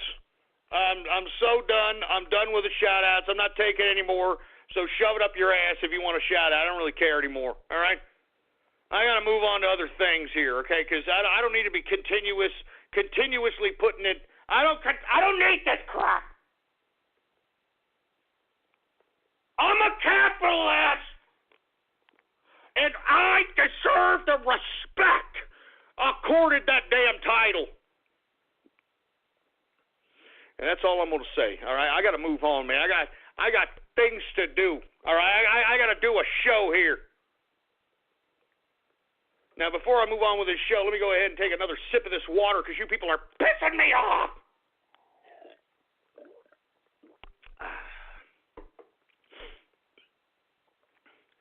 All right, let me calm down here.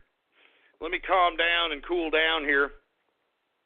And let me talk a little bit about a little Twitter spat that I had with this supposed scientist by the name of Neil deGrasse Tyson. Now, if you're not familiar with who this character is, he's the black guy that's always standing next to Bill Nye, the fake science guy, every time there's any kind of advocation for global warming, climate change, we need to jail climate change deniers and all this other crap, right? These are supposed to be the, the spokespeople for science of some capacity. And let me tell you something about Neil Tyson deGrasse, okay? First and foremost, I don't like the son of a bitch.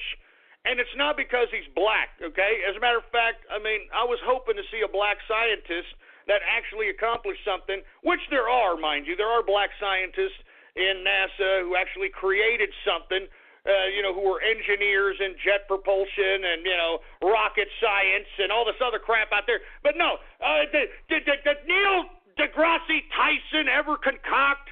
Did he ever invent? Did he ever discover anything? And that, my friends, is the question I posed in general out in Twitterland this morning. Let me go ahead and retweet the tweet that I tweeted. Now, first and foremost, folks, Neil deGrasse Tyson was an award-winning Caribbean ballroom dancer. From what I understand, he actually got a scholarship for Caribbean ballroom dancing, folks. So here it is. Here he is right here. I tweeted this right here, okay?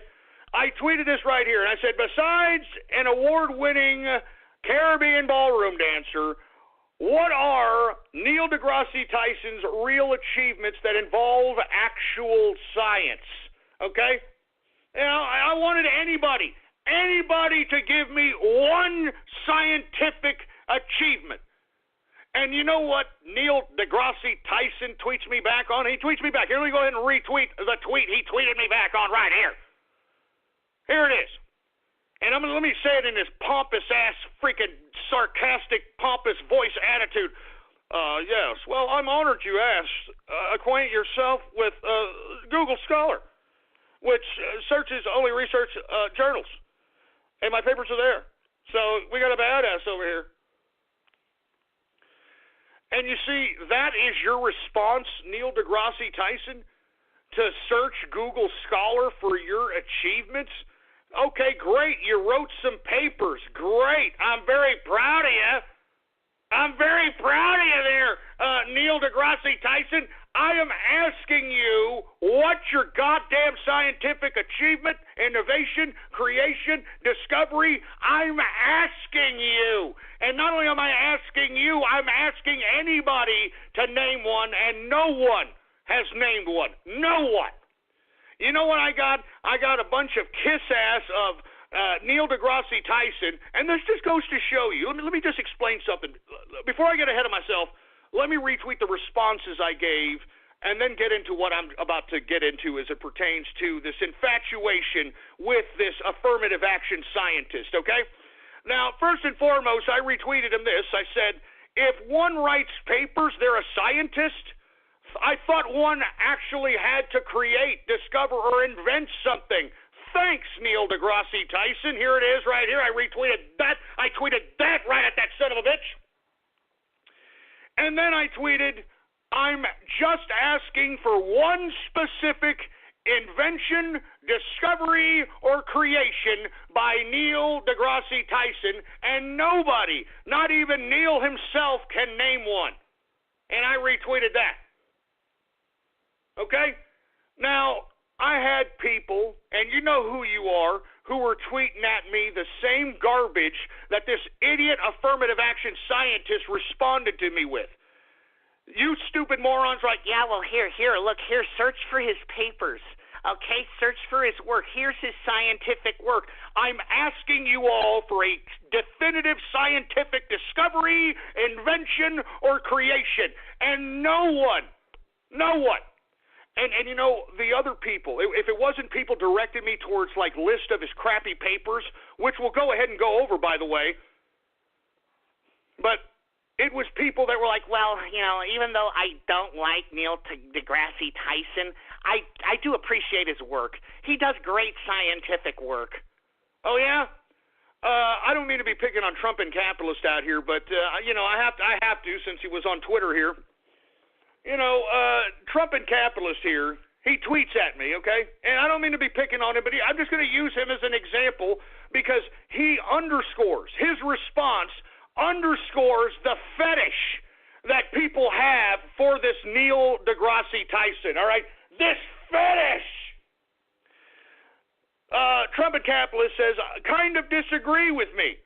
He kind of disagrees with me. While writing papers doesn't necessarily make you a scientist, the content does. While no fan of deGrasse, his work is good. Okay, so I was like, oh, okay, that's great. You know, really? I tweeted back at Trump, really? What's your favorite work and why? And you know what Trump had responded? And look, I don't mean to be, listen, I'm just doing this because for Trump and everybody else watching, do not involve yourself in something you know nothing about. Okay?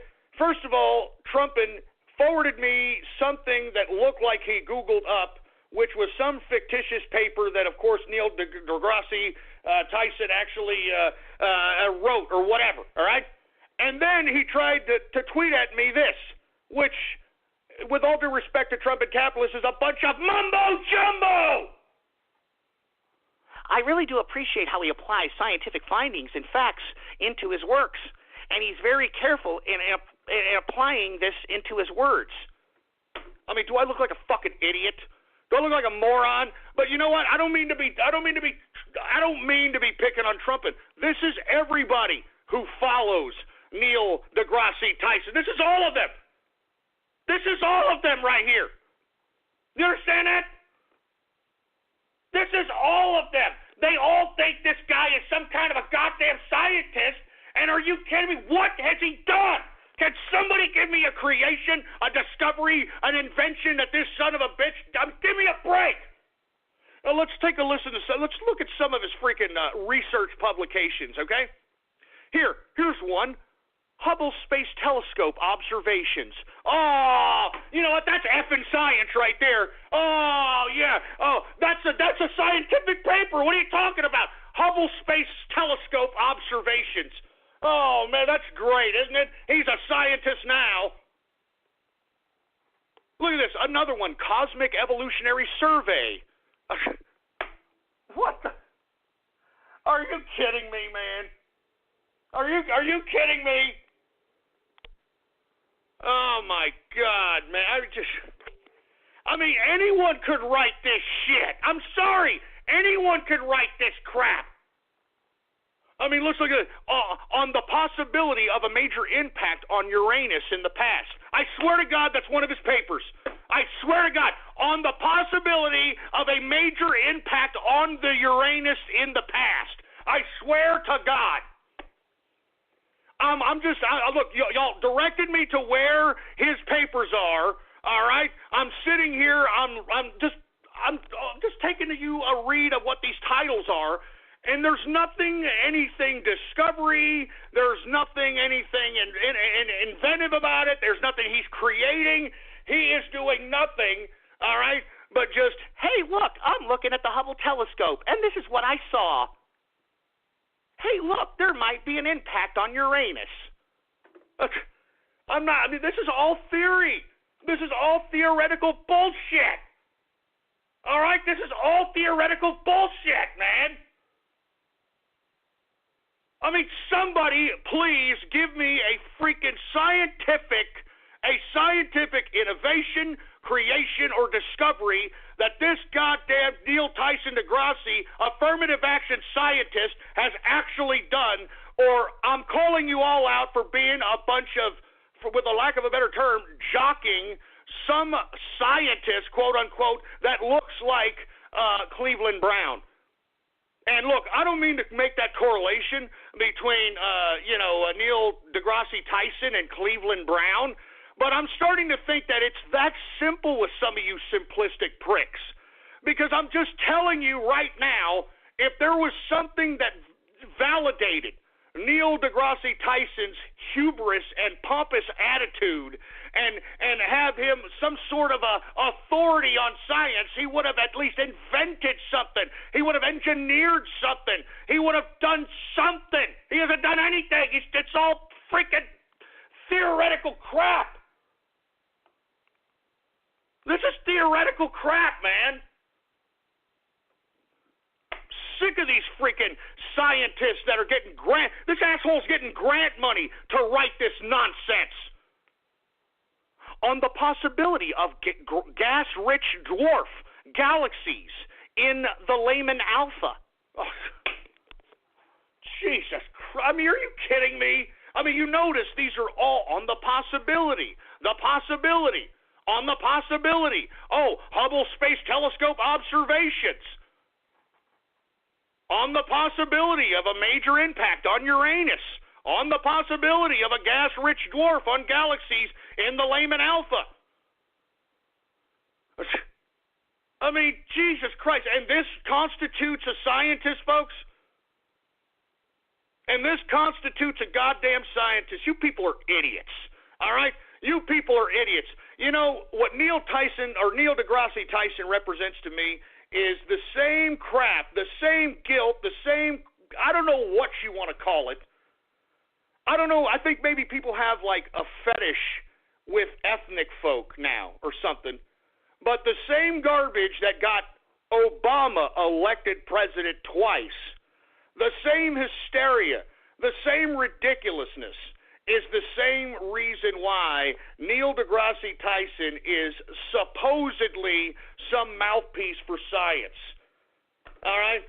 And let me tell you something. He hasn't given me one goddamn shred of freaking achievement in science. And you know what?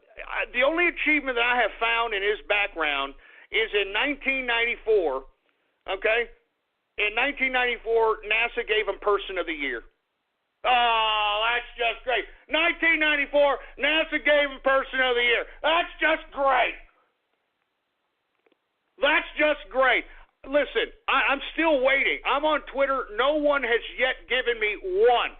I've been waiting all morning for somebody to give me one scientific innovation, creation, or discovery that Neil deGrasse Tyson has accomplished, and no one has given me one. So what does that tell you? That there is a fetish behind this man, and I don't know what the fetish is other than the, for a lack of a better term, 800-pound gorilla in the room and the fact that he is an ethnic minority. All right? It's as if, oh, look, he's a black scientist. I want to see a black scientist. That's what I want to see. I want to see a black scientist succeed. That's what I want. I want to see a black scientist succeed. That's what I want to see. You know what this does? You know what this does? Neil deGrasse Tyson, you know what he does?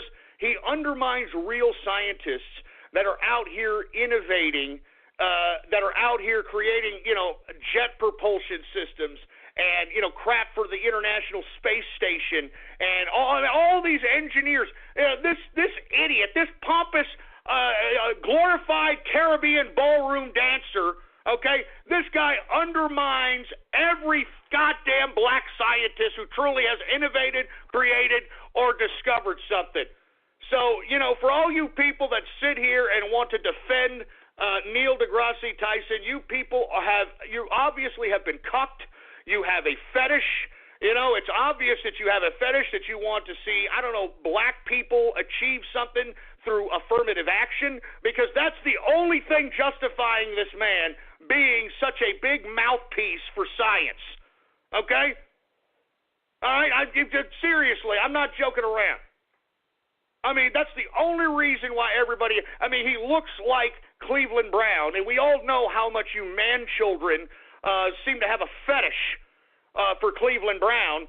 So I want to know exactly what this man has done. Give me one goddamn scientific fucking achievement. One. Give me one. Look, I see Trumpin' Capitalist over here trying to defend him on Twitter. Why don't you give me a call, Trumpin'? Huh?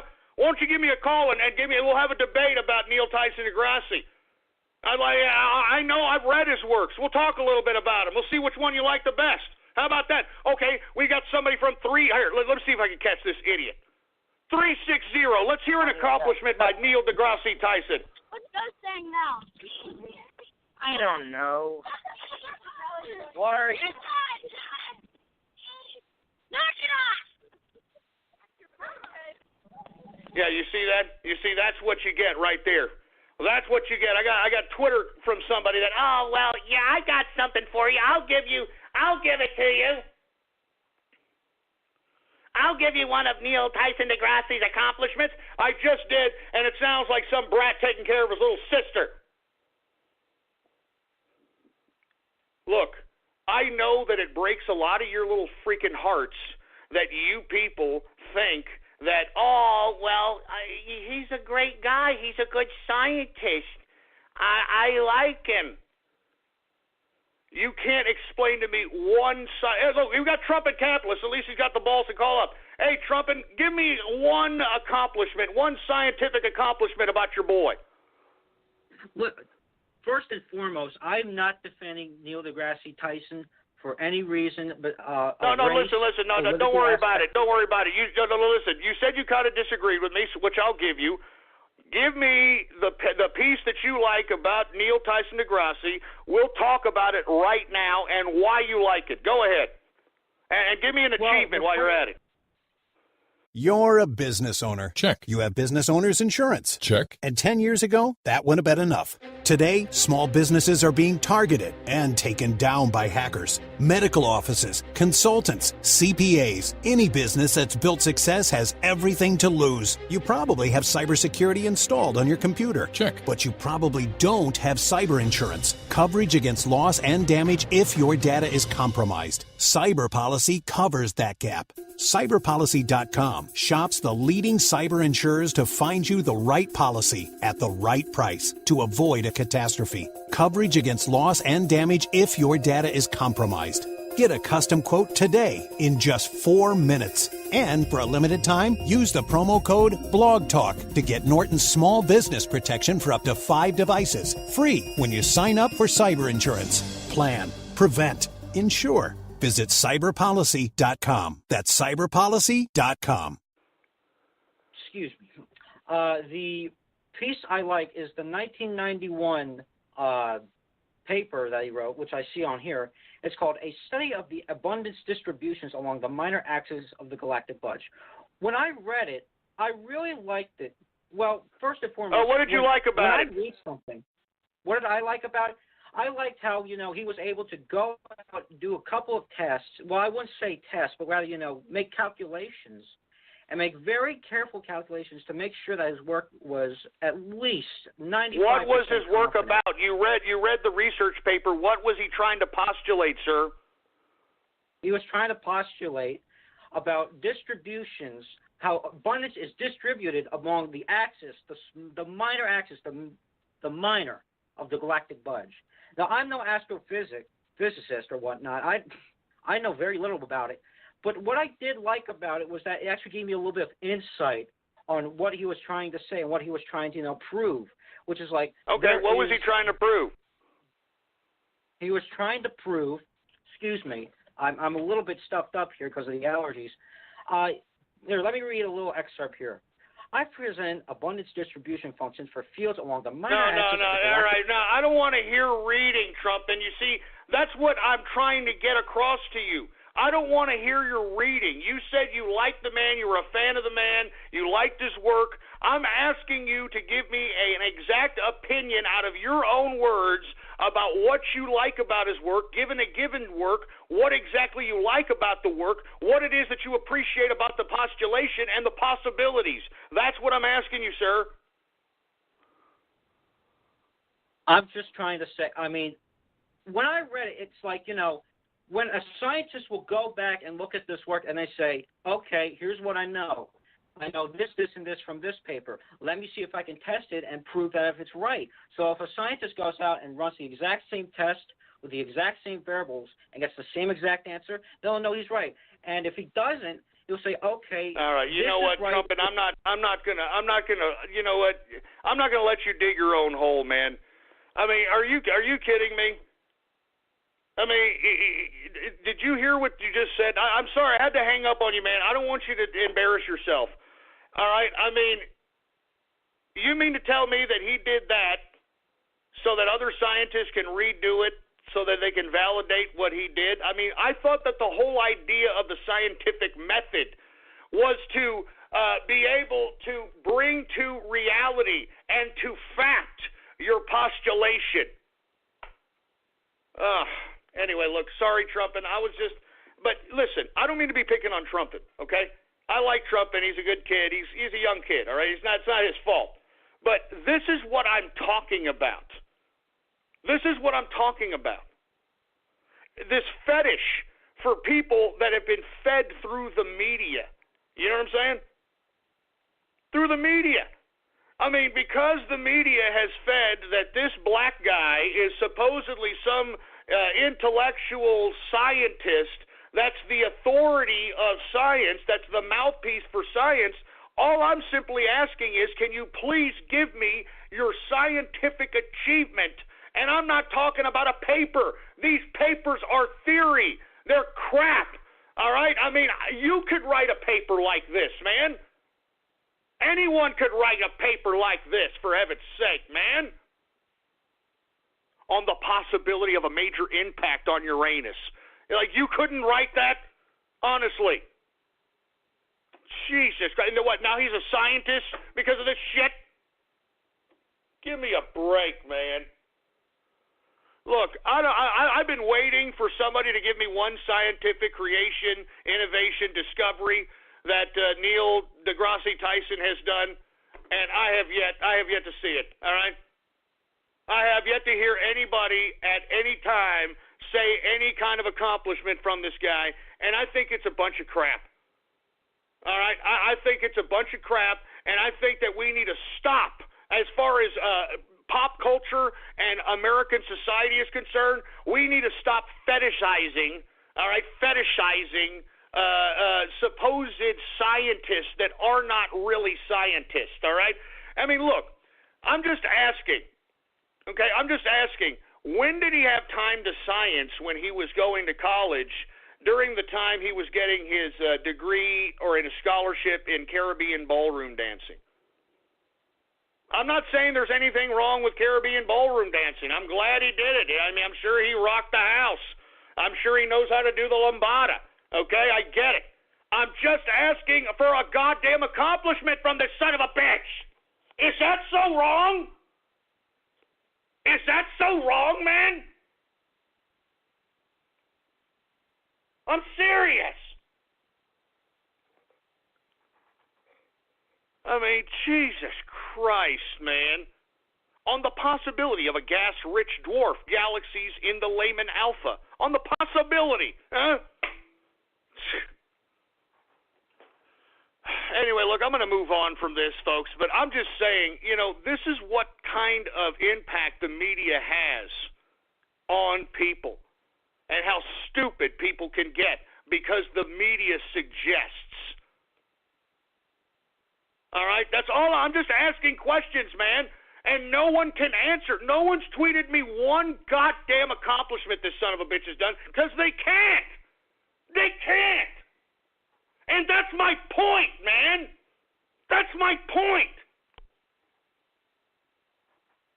I mean, Jesus Christ. I'm tired of people putting this idiot on a pedestal. He's not a scientist. Okay, yeah, maybe. He's got an astrophysicist degree. What the hell is astrophysicist anyway? Huh? You know what it is? He's looking up in the sky and guesstimating shit. That's what he's doing. That's what he's doing. It's like, let me see here. I'm looking at this galaxy over here, and then we got this galaxy over here, and I'm going to postulate, based upon the calculations of traditional physics as it pertains to distance, I think that these are, 155,000 light years away. I mean, Jesus Christ, man. Look, great. He's an astrophysicist. He writes books. He writes papers. Okay, I'll give him, I'll give him a little bit of props for that. Great, all right? Great. Hey, look, somebody forwarded me the biography. Career highlights. Okay, thank you. Let's go to career highlights. Okay? All right? Tyson became the director of the planetarium. Oh, a director of a planetarium. He's a fucking bureaucrat. Oh, that's science. Director of a planetarium. Director of a non-profit organization. Oh, that's a scientist. Oh, there you go. Right. Heading a non-profit organization justifies him being a goddamn scientist. That's just great. Oh, that's just great. Jesus Christ. And one of the most controversial decisions at the time was the removal of Pluto from the display of the planets in the planetarium. He classified Pluto as a dwarf planet, which invoked strong response from some visitors. I mean, good God, man. I mean, a planetarium, he headed a do you understand that's a frickin' non-profit organization? That's like being the president of the freaking Breast Cancer Society or the Breast Cancer Association, for Christ's sake. Give me a break. Oh, you'll hear some more of his goddamn achievements. Tyson also served as presidential advisor. Okay, great. In 2001, President George W. Bush appointed him on the future of aerospace industry. Okay, great. You know what he did? The reason that he was appointed to that? Because he was a bureaucrat in the planetarium. Do you understand? He understands bureaucratic bullshit. Okay? I mean, that's why you are an advisor. You're an advisor to that, like, scientific capacity so that you can advise the president into spending federal dollars on a bunch of garbage. That's what it is. And what is he doing these days? These days, Tyson is one of the most in-demand science experts. Oh, yeah? Okay. What is he doing? He's giving talks across the country and is a media favorite whenever there is an important science issue making the news. This doesn't prove to me anything. This doesn't prove to me anything. Jesus Christ, man. Let me tell you something. I'm done with talking about this affirmative action scientist. I'm tired of it. Hey, y'all want to have a fetish over this Cleveland Brown look-alike piece of obnoxious, freaking arrogant trash? That's your effing problem. Okay? That's your effing problem. But that's all I'm saying, man. This is the affirmative action scientist, and I'm sick of you people putting this guy on a pedestal. He's done nothing. He has accomplished nothing. And not one of you idiots that are jocking this idiot Johnson can give me one scientific discovery, creation, or goddamn invention. Not one. I mean, I've had this posted up for freaking 10 hours already, almost 10 hours. And not one of you goddamn idiots who are jocking this dumb, stupid, wannabe scientist as affirmative action jock, not one of you people can come up with one achievement from this goddamn son of a bitch. Not one. Not one. Not one of you. Not one. So all of you that are jocking Neil Tyson Degrassi or Neil, whatever his fruity-ass name is, for Christ's sake, you are basically anointing a glorified Caribbean ballroom dancer to the position of a scientific authority. And I think it's a disgrace. I think that it's an insult to America's intelligence. And as far as I'm concerned, I mean, this guy is a piece of trash. And if I saw this guy in the street, I'd spit in your face. You understand me, Neil Degrassi Tyson? I'd spit in your fat, stupid, Pop-Tart eating face. You're a phony. You're a phony scientist as far as I'm concerned. You're a phony.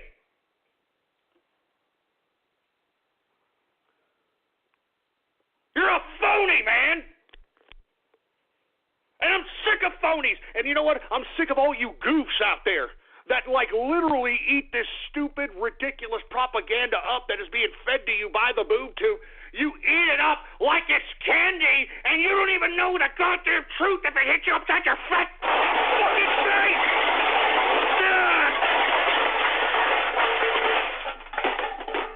Damn it.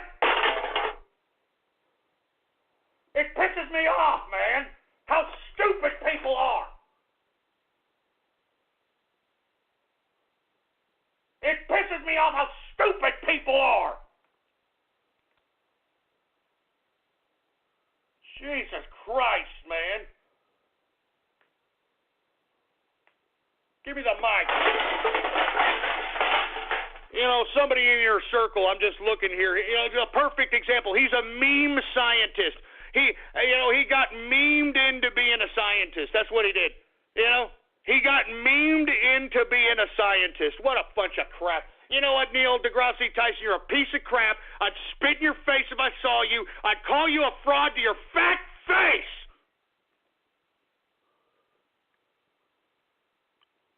Oh, honored you should ask. Acquaint yourself with Google Scholar and search for my works. And then you'll see such great works that I've written on, such as the possibility of a major impact on Uranus. That is a real work that he wrote, folks, 1993. It was in Astronomy and Astrophysics Research Notes, version 275, page 630. All right? I'm not joking, all right? I mean, don't come at me that I don't know what I'm talking about here.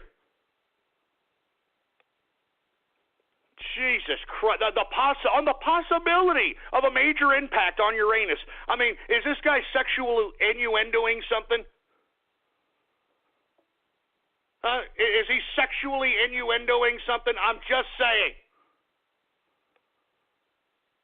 Good God.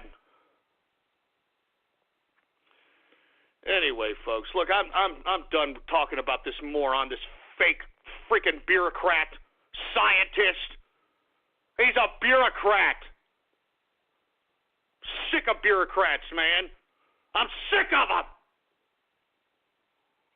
Anyway, I'm going to move on to another subject. This, he's already affirmative actioned my time away now. You see this? Look at this guy. He's already affirmative actioned my time away now. That's great. Oh, great. Oh, yeah. Thanks a lot, Neil deGrasse Tyson. You affirmative actioned my time. We was kings, stole an hour of my show, man. We was space kings and shit.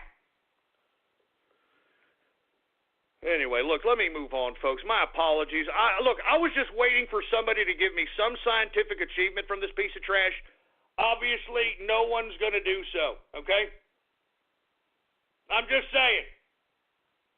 I mean, this undermines black scientists who are actually inventing things, who are discovering things, and who are creating things. And that I'm talking creating things that are helping mankind, discoveries that are progressing mankind, not just a bunch of hyperbole, which is what this stupid, dumbass Cleveland Brown scientist looks like and does. So anyway, with that being said, let's just move on to another subject matter, all right? We got a lot more things to talk about, man. We was kings and shit. Stole an hour of my show, man. Anyway, let's talk a little bit about the President of the United States to have a showdown with Congress this week, folks. Now, for you folks that are unaware, I talked about this earlier in the first hour, that POTUS is basically putting Congress on the table when he tweeted that he will have some kind of tax plan out here this week, and he basically put Congress on blast that they better pass it, and if not, then it gives POTUS leverage to be able to move in and kind of put himself in a position to put pressure on these Republicans that are being so obstinate, for Christ's sake. You understand? And I think that there's a lot of things coming up at this point in time this week. We've got I don't know if it's the restructuring or the renegotiation of health care. That's also going on this week, folks. We've got a potential government shutdown that is looming this Friday. So this is why Trump is trying to basically put the push on Congress and not allow these sons of bitches to be able to attempt to do nothing once again. Remember, these idiots have just come back from a 2-week vacation from doing nothing. And now they're coming back, and look, I'm glad that the president is putting these idiots on putting their feet to the fire. Do something, Republicans, all right? You dominate the damn Congress. There should be no reason why you shouldn't pass anything at will. And not to mention, folks, aside from taxes and aside from health care, this government shutdown is not necessarily going to be initiated by the Republicans, although some supposed fiscal Republicans are threatening to go on the side of the Democrats as it pertains to this shutdown. How convenient that the Democrats now want to shut down the government, considering that Trump wants to increase spending. And, for these fiscal conservatives that are pissed off about Trump increasing spending and actually want to try to shut the fucking government down, excuse my French, but these goddamn Republicans piss me off. Where the hell were you fiscal Republicans when he added on more to our national debt than all previous presidents before Obama combined? Where the hell were you damn fiscal conservatives then? And you know what he did? You know what Obama did in accumulating that debt on America? He gave it to his people that donated to his campaign contribution account. He gave it to his people that donated to the campaign contribution accounts to the Democrats. It was the biggest wealth transfer in world history. And yet you Republicans, you fiscal conservatives, were nowhere to be found during this time. Nowhere to be found. Now that there is a potential showdown for the government budget, because you see, this is what's happening here with this government budget. Now, people are going to ask, well, Ghost, wait a minute. I mean, why exactly is it okay to raise the deficit now, but it wasn't okay for Obama? Because Obama gave away our cash. He gave away the tax dollars, and we had nothing to show for it. I mean, do you understand? He put on almost, what was it, 8 to 9 trillion, $10 trillion on the deficit in his tenure. Where's all that money? Where did all that money go? I mean, it sure as hell didn't go to rebuild the roads in America. It sure as hell didn't go to rebuild the bridges in America. It sure as hell didn't go to rebuild the schools of America. It sure as hell didn't go in to build the airports of America. It sure as hell didn't go into providing public transportation for America. It didn't go into anything but the pockets of people, with all due respect, like Neil Tyson deGrasse. All right? I'm just saying. And I'm just saying, man. I mean, that's what he did. And now that we've got a president who wants to increase spending for two reasons. The first reason is that we need to appropriate that money and not give it away to cronies, but to actually spend it. All right? To actually spend it on infrastructure projects so that we can create a new America once again, okay? Secondly, Mnuchin, the Secretary Treasury, is a very, very smart finance person, and he understands what the Federal Reserve is trying to do. The Federal Reserve is trying to, with all due respect to the Federal Reserve, trying to play an adversary role in the Trump economy by recalling dollars, by increasing the interest rates. By increasing interest rates, folks, the Federal Reserve is causing a precarious situation in an already anemic economy, given the fact that we've already got an over-speculated run on the dollar right now. Without the Federal Reserve even doing anything, the value of the dollar is going up and up. And now that you've got the Federal Reserve raising interest rates, that means that the value of the dollar is going to continue to go up with speculation. And when you have a overvalued dollar, that means the people that are hoarding dollars in their bank accounts or hoarding dollars in their savings accounts, under their beds, whatever, they're not going to spend it. They're not going to spend those U.S. dollars. And as a result, all these plans in which Donald Trump, Mnuchin, Ross, Secretary of Commerce, all these folks want to do to make America great again cannot happen. All these economic initiatives cannot happen because we need a dollar that isn't as valued right now so that people can go and spend the dollars. Because we need a circulation of dollars in America so that we can create economic opportunity, so we can create wealth.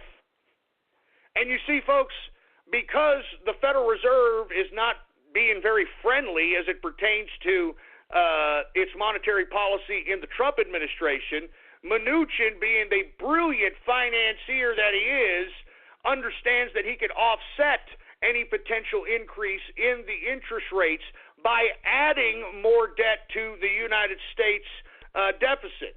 Now, this is for the short term, of course, because right now we need an infrastructure bill to not only create a better America as far as aesthetics are concerned, but to put people back to work with real jobs, real payment, with real results.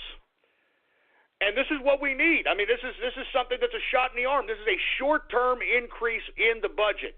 Now, when the when Trump and the Republicans finally come together as it pertains to repealing Obamacare and as it pertains to passing tax cuts, that's what's going to offset any potential increases in the short term on the deficit. Because what we have found in observing the IRS tax receipts is that when the IRS has a lower taxation rate, they tend to get more money from taxes, as opposed to a higher tax rate when they don't have as much money accumulated in annual taxes. And the reason is this: when you have lower taxes, folks, you have more money circulating around the market, man. You have money circulating around the market of whatever, a state, a city, in our case, a country. So this is what we're in dire need of, folks, and this is why right now, when I hear fiscal conservatives talking about potentially shutting down the government with obstinate Democrats, because the Democrats are just doing it because they're not involved in it. I mean, they helped increase the goddamn deficit up to $20 trillion, and now all of a sudden they're becoming fiscal conservatives. They're a bunch of crap. So we need to put it on these fiscal conservatives that, hey, you idiots weren't there when Barack Obama accumulated $10 trillion plus on the United States deficit, more debt than all the presidents before Obama combined. Why all of a sudden are you finding it, why are you finding the testicular fortitude to stand up and talk about debt now?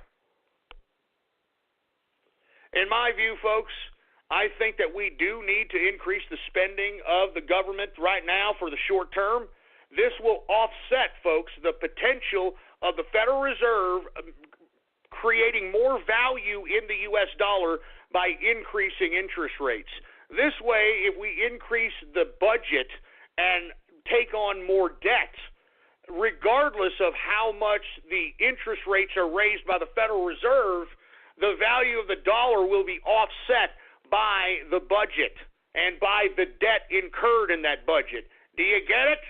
That's why Mnuchin is the Secretary of Treasury. This guy knows money. All right, if anybody knows money, it's Steve Mnuchin. I'm telling you that right now. So that's what we are up against this week. If we have a government shutdown on Friday, it's because of a bunch of dumbass Democrats who are just trying to be a bunch of obstructionists, and we've got supposed fiscal conservatives that are just trying to virtue signal when they were nowhere to be found when Barack Obama was just having a blank check and blowing cash and putting it in his cronies' goddamn freaking pockets. So in my personal opinion, I am for a short-term raise in government spending because I know who's going to be pulling the strings of that purse, and that's a capitalist by the name of Donald Trump, Steve Mnuchin, Ross from Commerce, and the rest of the capitalist administration that represents the Trump administration. And in the short term, folks, I'm telling you, it will pay off. It will pay off because the infrastructure bill will supply real jobs. It will create a better aesthetic for our country, create better roads. It'll create better infrastructure, airports, the works. And we need it now more than ever. Anyway, folks, we are now in the third and final hour of the True Capitalist Radio broadcast. And, of course, I am your host, the man they call Ghost. And once again, folks, I want to thank you very much for tuning in with me. Before we get started on anything else, I'd like to remind everybody to please spread it around. Spread it around. Spread it around like wildfire. And let everybody know that True Capitalist Radio is in effect and in the house. And we are live every Monday through Friday, 4 p.m. Central Standard Time, right here on the official website of the True Capitalist Radio broadcast. And it is blogtalkradio.com/ghost. That's blogtalkradio.com/ghost. And, of course, if you have not done so, please follow us on Twitter and on Gab. Gab, of course, is the Twitter alternative. You can follow me on both of those social media websites under the name Politics Ghost. All one word, no underscores, Politics Ghost is the name to follow. Now, with that being said, folks, let's go ahead and move on to another subject matter. Let's hope that there is no government shutdown on Friday. Let's hope, and I would advise you all to pressure your Congress people. Tweet at them, Facebook message them, email them, call them, fax them, and tell them that you want results. You want results. You want a tax cut. You want health care reform. You want the repeal of Obamacare. You want to see America's infrastructure rebuilt. You have to go and tell these sons of bitches. If not, they are going to do whatever it is that they want to do. I'm just saying. I'm just saying. And with that being said, let me move on to the next subject matter, all right? Let's talk a little bit about Donald Trump and this meeting coming up April 25th. Let me go ahead and retweet this. I tweeted this about 12 hours ago. Just goes to show you how ahead of the game yours truly is. They're just barely reporting on it right now. I'm talking about the mainstream media here. Donald Trump plans a humongous meeting in the White House on April 25th, and it's going to comprise of members of the Senate and members of the United Nations Security Council. Now, this secret meeting that is going to take place in the White House, let me go ahead and retweet this one more again. This, in my view, is a declaration of war meeting between the President of the United States, the Senate, and now the newly invited United Nations Security Council on North Korea. And I think that something could happen to North Korea as soon as this week. I think that everybody should keep their eye on this particular meeting here because the Senate is meeting with the President in secret at the White House with the United Nations Security Council. And the whole modus operandi for this meeting is North Korea. Now, that means that the removal of one Kim Jong-un is near, to say the least. And in my personal view, I think that within a week, we should see some level of response by the United States militarily to Kim Jong-un. Now, what Donald Trump has done is he's played Kim Jong-un like a fiddle. Because Kim Jong-un, he thought he was going to get hit up sooner than he did. Remember, right after the Syrian strikes, Donald Trump talked to China about the North Korean situation, and then thereafter, we started hearing some saber rattling from the United States against the saber rattling of North Korea, and before you know it, we're in this so-called standoff. But I don't think we're in a standoff, folks. In my personal view, I don't think North Korea has the capability to do anything. I think all they have is conventional warfare type of assets. I don't think that their ballistic capability is even close to even coming to anywhere near mainland America or even Hawaii for that matter. I think that the ballistic missiles that they showed off in their parade recently were complete phonies. I think that they were fakes. They were props as far as I'm concerned. And in my view, if they do have nuclear capability, it is of the equivalent of a dirty bomb. It's the equivalent of a dirty bomb. I don't think that they have full-fledged nuclear capability. They may have some enriched uranium, but in my view, I think that their nuclear casualty yield will be very, very nil in comparison to what the hell they supposedly are talking right now. Now, at first, once we started saber-rattling towards North Korea, remember Kim Jong-un was talking about, we're going to nuke America. We're going to nuke America. And then, America didn't really give a crap, so, we're going to nuke America's carrier. And, it didn't really, we didn't flinch. No one's doing nothing, and then, I'm gonna nuke China. You're a business owner. Check. You have business owner's insurance. Check. And 10 years ago, that wouldn't have been enough. Today, small businesses are being targeted and taken down by hackers. Medical offices, consultants, CPAs, any business that's built success has everything to lose. You probably have cybersecurity installed on your computer. Check. But you probably don't have cyber insurance. Coverage against loss and damage if your data is compromised. Cyber Policy covers that gap. Cyberpolicy.com shops the leading cyber insurers to find you the right policy at the right price to avoid a catastrophe. Coverage against loss and damage if your data is compromised. Get a custom quote today in just 4 minutes. And for a limited time, use the promo code BLOGTALK to get Norton's small business protection for up to 5 devices. Free when you sign up for cyber insurance. Plan, prevent, insure. Visit cyberpolicy.com. That's cyberpolicy.com. Now he's going to nuke China, and no one's really taking him seriously. Now I'm going to go nuke Australia. I mean, this guy has threatened to nuke everybody, and the reason is he's like a petulant fat kid just talking out of his ass.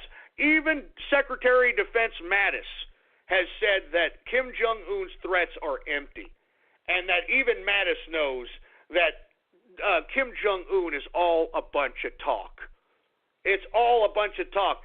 All his military might is in his ground forces and some used-up 2-bit crap that he was able to obtain with the partnerships between Japan and maybe some of the trades with Russia and those folk.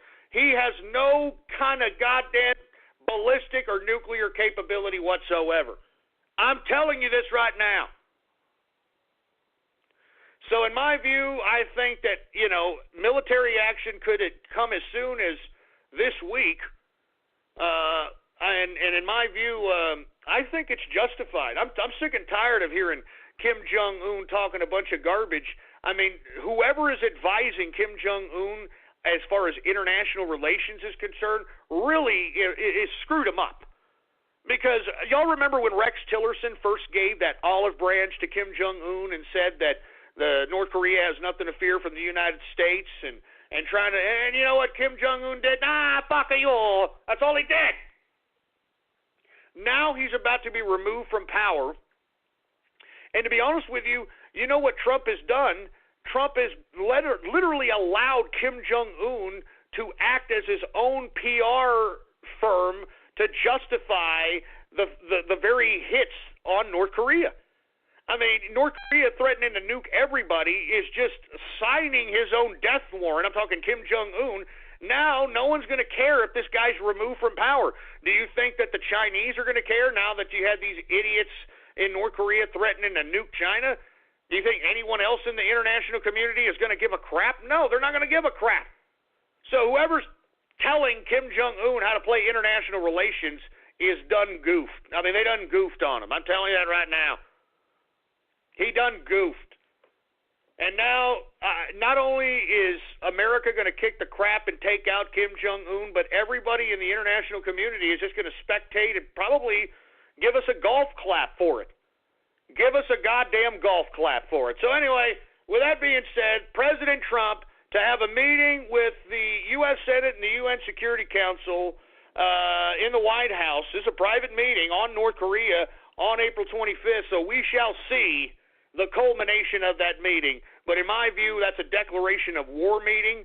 I think that they're trying to declare war in private so that they can go ahead and make a secret invasion and surprise Kim Jong-un while he's eating his freaking Swiss cheese and take him out, man. Take this son of a bitch out. And I can't wait either. I can't wait. Kim Jong-un needs to be removed. He's a fat, petulant, stupid, dumb rich kid. I mean, talking about a rich kid, this is a guy who inherited his own country. He inherited his own country. Stupid. That's why I'm telling you, he's like your typical quintessential Asperger or autistic brat. You know, I mean, they'll sit here and they'll pounce, they'll have a meltdown, they'll scream, they'll start hitting themselves, they'll start getting violent. But once some freaking big-ass man starts throwing them against the wall and starts slapping them around into reality, all of a sudden they're like, oh my God, no, I didn't know I was going to suffer the repercussions of my actions. That's what Kim Jong-un is right now. That's what this idiot is. A petulant autistic right now. Anyway, let's move on, folks. Let's continue moving forward. Got a lot to talk about here. Once again, we just discussed President Trump having a meeting with the U.S. Senate and UN Security Council members in the White House on North Korea tomorrow, April 25th. And we should see some level of movement in the theater of combat from America this week, in my opinion. So, once again, we shall see. Let's talk a little bit about 4chan. Now, I know I got a lot of listeners on Poll and on 4chan, B, and other sections of 4chan that I pretty much don't want to mention. And the thing about 4chan is, I remember when 4chan first found this broadcast and started raiding my goddamn broadcast, making prank calls and all this other crap. 4chan was never political. If you take a look at the archive, you take a look at the end of 2009, that's when 4chan first found yours truly. And they were pretty much just knocking off. They were a bunch of sick trolls. That was during the days of pools closed due to AIDS and, all that crap, okay?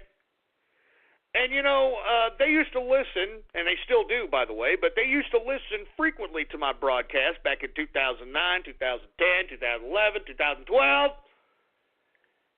And throughout those years, even though yours truly was political, the 4chan community wasn't necessarily a political message board. There was no politics on a major scale going on 4chan.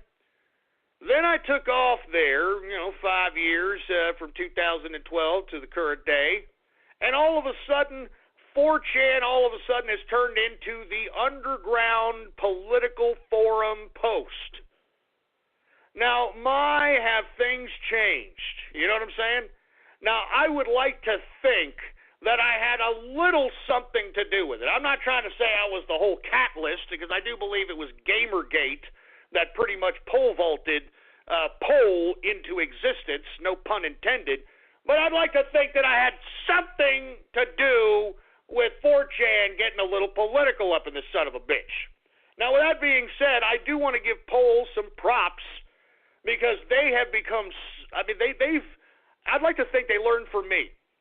Because now they realize that they can counteract a dangerous organization like Antifa by exposing them who they are.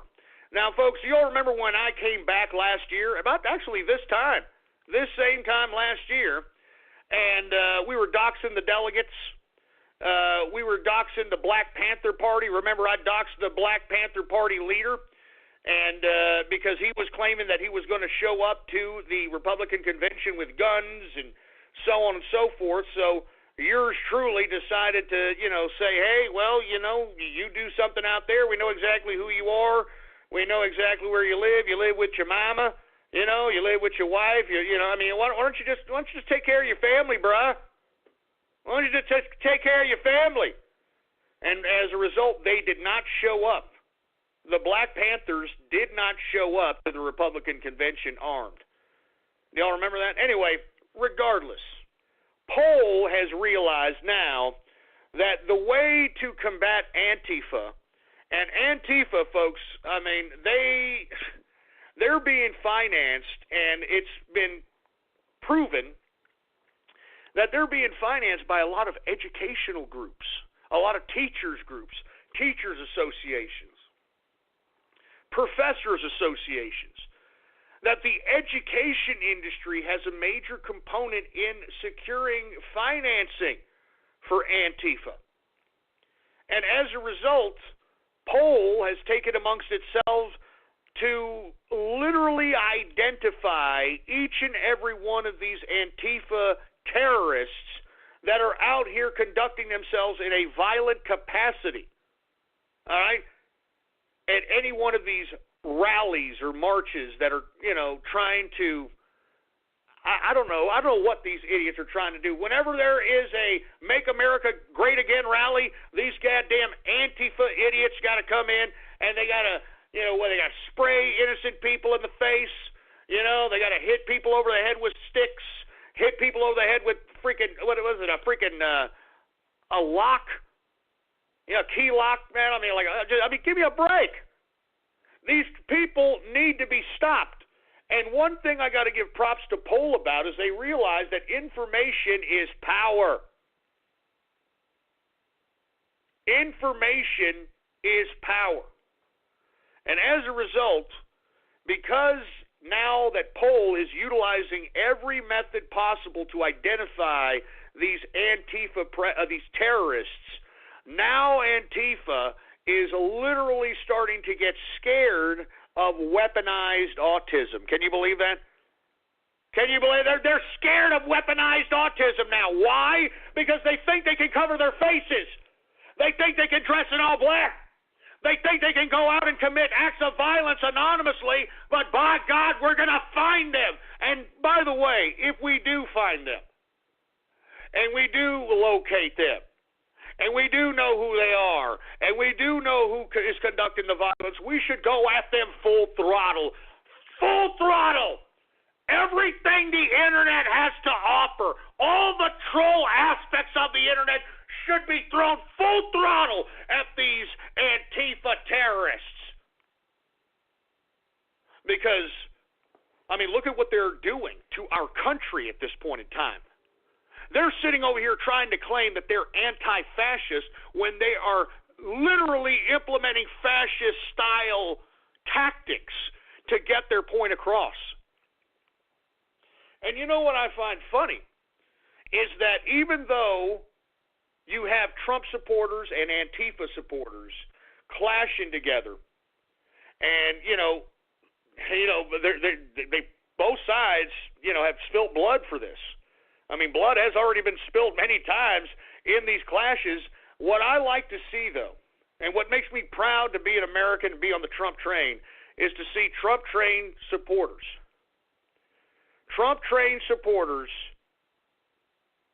helping hurt people that were Antifa. I've been seeing pictures of Antifa. They're all bloodied up and they're on the floor bloody, and you know who's helping them? Not their Antifa buddies. No, people on the Trump train. And people telling them, are you all right? You okay? Why are you doing this? Is this worth it? That sort of thing, man. So, that's the difference, man. That's the difference between the Trump train and these terrorists and Antifa.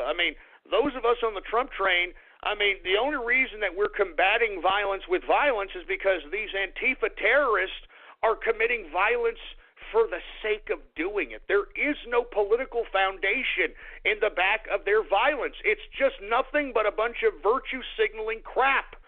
It's a bunch of attention whoring. That's all it is. There is no end game for what they're advocating. They just like advocating violence, and they like having cameras being pointed in their direction and basking in the chaos that they help cause. That's the basis of Antifa and these leftist organizations. All these organizations, they just want to antagonize chaos and bask in their success when the media covers it. That's why I'm saying, folks. That's why I'm saying, what Poll is doing makes me proud, to say the least. And let me tell you something. I want to give props to 4chan and Poll. Even though, y'all come at me many times, I know how the trolling thing works. But you guys have made me more proud in the past 2 years than I probably could have ever imagined. And the reason I say this is because of this. I never thought I'd ever see 4chan all of a sudden becoming a political force. When they found me in 2009, 2010, 2011, they weren't political. They weren't political, man. It was all about trolling.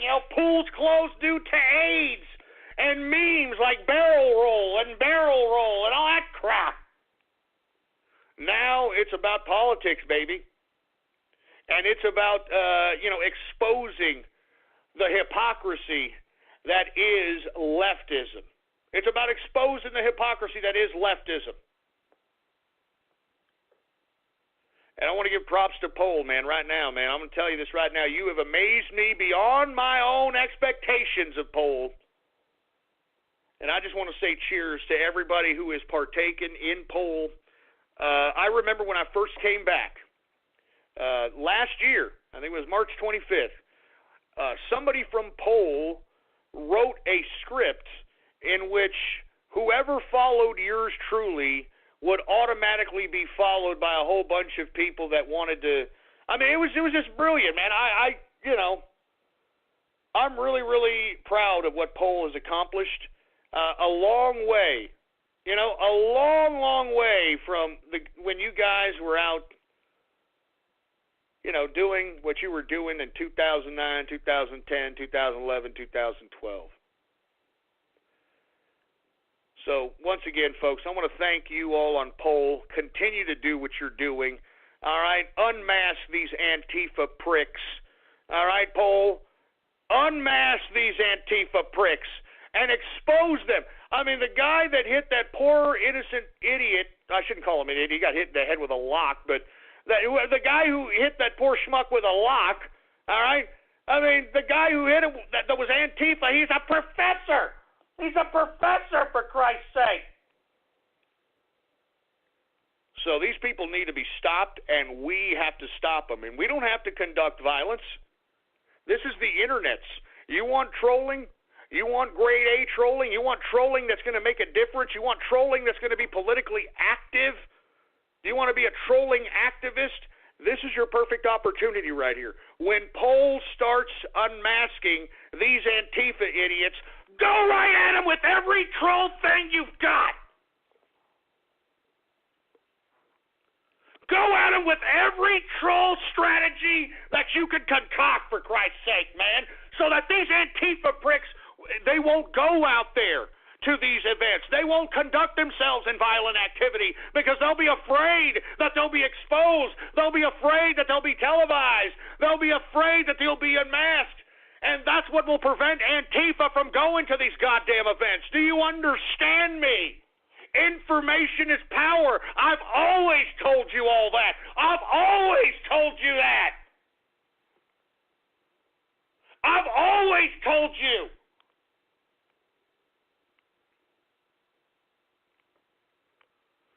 I've always told you. Information is power, baby. Anyway, props to Poll 4chan. Keep unmasking those terrorists from Antifa, all right? Keep exposing those pricks. Anyway, let me move on, folks. Let's talk a little bit about Mark Zuckerberg. Have you heard about his latest plans, folks?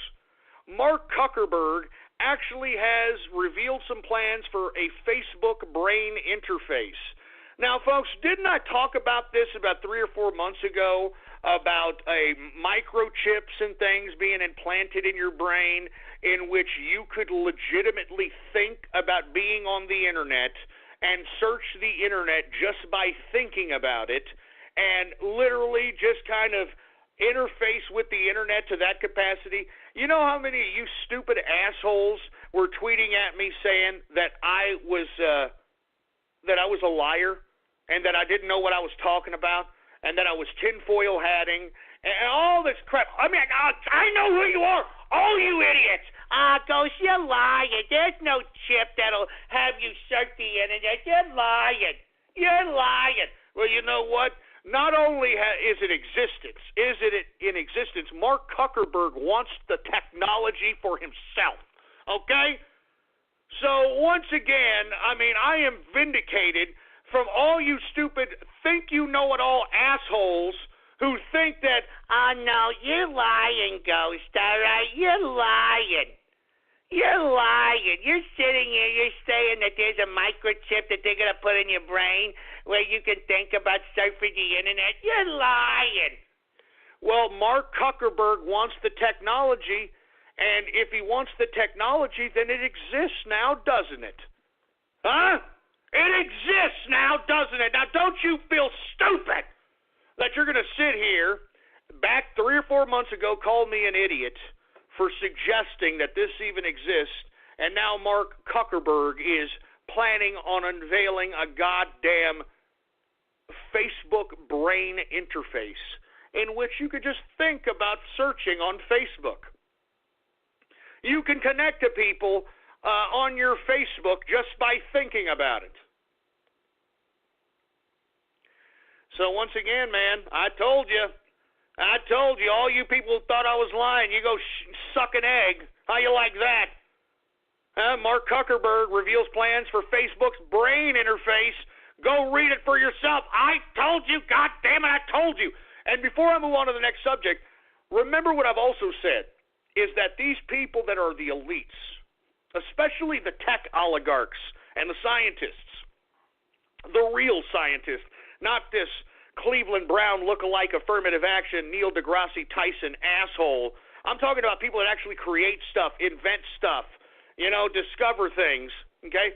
People like Elon Musk, and I don't know about Zuckerberg, he's just buying his way into science and technology, but all these other people, these folks, why do you think they're advocating the convergence of humanity and technology? I mean, that's where the elites want to take humanity. They want to take humanity to integrate with technology so that regular human beings are the equivalent of meat bags and are going to be treated like animals. I mean, do you understand? I mean, it's in their literature. This is the future. I mean, why do you think you got this maniac, Elon Musk, talking about society must integrate with technology or become extinct? I mean, you got Mark Zuckerberg talking about brain interfacing with Facebook. I mean, you have all these other scientists talking about replacing the human flesh, the human organs with technological crap. I mean, this is really where people should be concerned about. People should be concerned about this convergence of technology, of humanity and biotechnology. This is really going to be the next schism of humanity.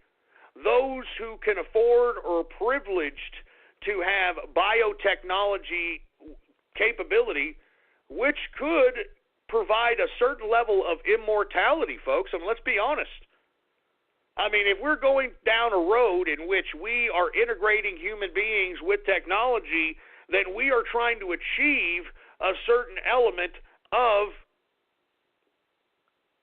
immortality. You know what I mean? Immortality. Anyway, folks, once again, Mark Zuckerberg reveals plans for a Facebook brain interface. I don't know what that makes you feel. I'm sorry. It makes me feel a little uneasy that you've got an asshole like Mark Zuckerberg not only knowing about this technology, but having enough money to pay for it and buy it for himself. Anyway, let me move on to the next subject matter. The first round of France's elections results in a runoff between Emmanuel Macron and Marine Le Pen. Now, in my personal opinion, folks, I don't think Le Pen's going to make it. Okay? Look, I want her to make it just so that, it can throw the EU into some kind of a whirlwind, and I'd love to personally see that for myself, but I don't think it's going to happen. And the reason is this Emmanuel Macron reminds me of a very poor man's Justin Trudeau. I mean, doesn't he remind you of a very poor man's Justin Trudeau, for Christ's sake? And not to mention, even though this man used to belong to the Socialist Party here, okay, he is now starting to appeal to the centrists of the political spectrum in France. And it's gotten to the point where every major political establishment, every political figure in France is telling the people to vote for Emmanuel Macron. Now, whether or not that's going to win the election, I have no idea. But according to the preliminary polls, and you can take with that as what you wish, they've got Macron beaten. They've got Macron beaten Le Pen by almost over 20 points. So we shall see in this runoff. I believe that the runoff election is going to be, I believe, in the first week of May, if I'm not mistaken. And we shall see. Now, we've got Le Pen already going after Macron. They're already playing the dirty politic tricks. Now, the reason I don't think Le Pen is going to make it is because she has done way too many gaffes. Way too many gaffes for her to be accepted in the general French populace. Now, of course, we go back to the whole Jewish comment in which he talked about how there were no French people who rounded up Jews during the invasion of France by Germany, which was not necessarily accurate, which pissed a lot of people off, and, that was a little bit of a gaffe, to say the least. I think another thing that made her look like a complete and utter non-independent person was her going and visiting Vladimir Putin at the Kremlin. I mean, she physically went and talked to this guy and, took a picture with this guy and that sort of thing. And, only a dumb woman would do something like that, because the optics on that doesn't look very, very good. The optics makes it look as if Le Pen is much like, Mike Cernovich and Alex Jones in relation to this Russia scenario. They think it's real funny. They think it's a real joke. They think it's funny that, look, I'm reading a Russian book. Look at this. Hey, look. Hey, I'm interviewing Alexander Dugin. Look at me. I'm a KGB agent. I mean, making a big joke out of it, when in actuality, the West's mainstream media is putting Putin on this super hacker pedestal. On this super hacker pedestal, for heaven's sake, and the optics on that just doesn't look very good. It looks like, in the regular everyday Joe croissant's eyes, that she may be colluding with Russia, because that's what the mainstream media has been saying, for the past, I don't know how long, for Christ's sake, man. So, in my view, I think that she's not going to win. And if she does win, I don't expect much from her. What is she besides an anti-immigration candidate? Really? An anti-EU candidate. What's going to happen to France if they leave the EU? They're still stricken with, I don't know how many freaking Yehudis in that country. What's going to happen with them? What's going to happen with all the people's euros that they have in their pockets? There is no, strategy. Le Pen hasn't talked about this. You know what I mean? Le Pen hasn't talked about this. So that's why, I don't put much faith in Le Pen. I don't know if she's legit. I don't know. She's a woman. I'm sorry to be sexist, but women leaders haven't been leaving a good precedent, folks. I'm sorry. All right, look at the broad from Argentina. Look at the broad who got impeached from Brazil. Look at the broad who got impeached from South Korea, who's now been indicted. All right, look at Angela Merkel, for heaven's sake. Look at that sturgeon from freaking Scotland, for Christ's sake. I can go on and on.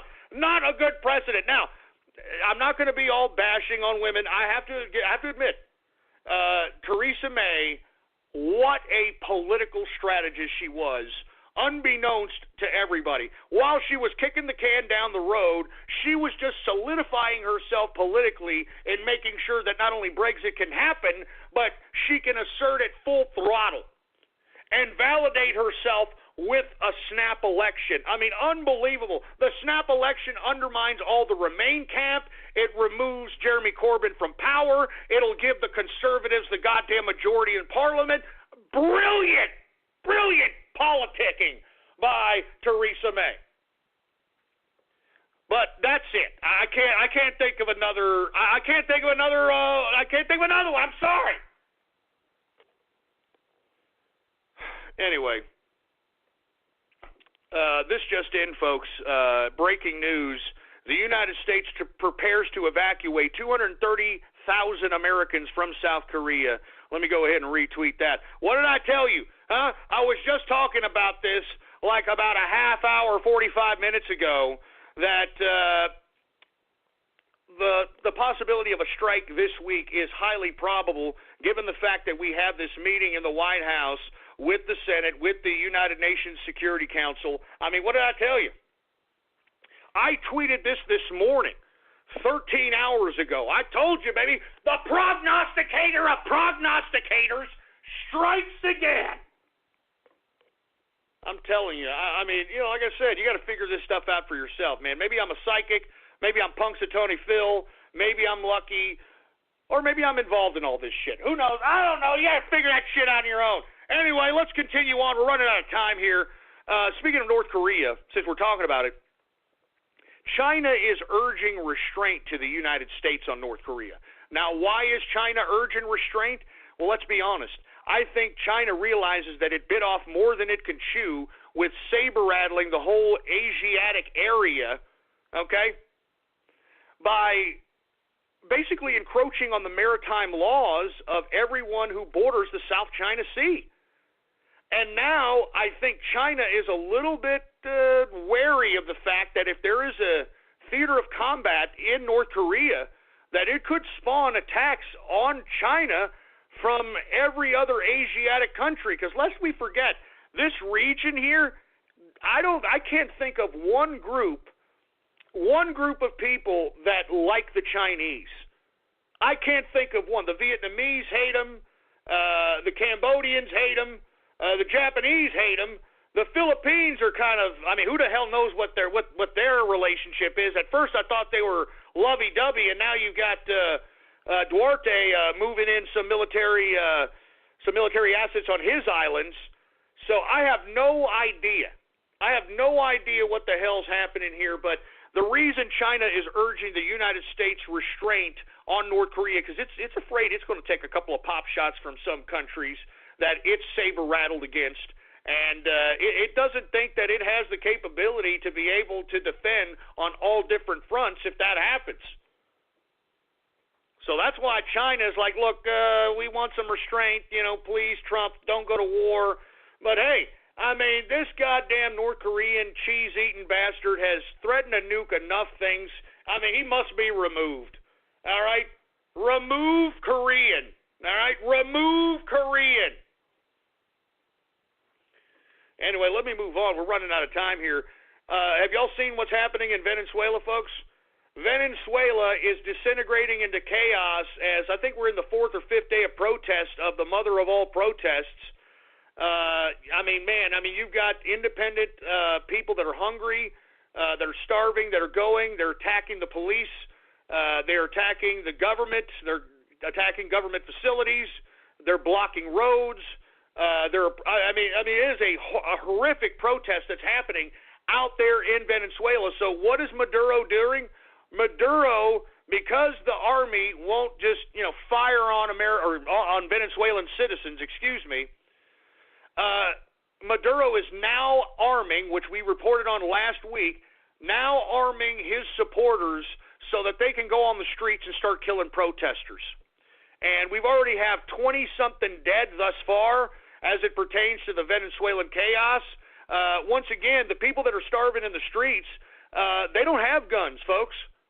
Venezuelans don't have guns. You want to know why? Because Hugo Chavez confiscated those guns because he wanted to make a good communist society, a safe communist society in Venezuela. Y'all remember that? So they confiscated all the guns. So now the people that want to overthrow the Venezuelan government that is starving them to death, they can't fight them with any weaponry outside of forks and other type of, knives, other type of weaponry to that capacity. And meanwhile, you have Nicolas Maduro arming his supporters so they can go out there and start killing people. I'm serious.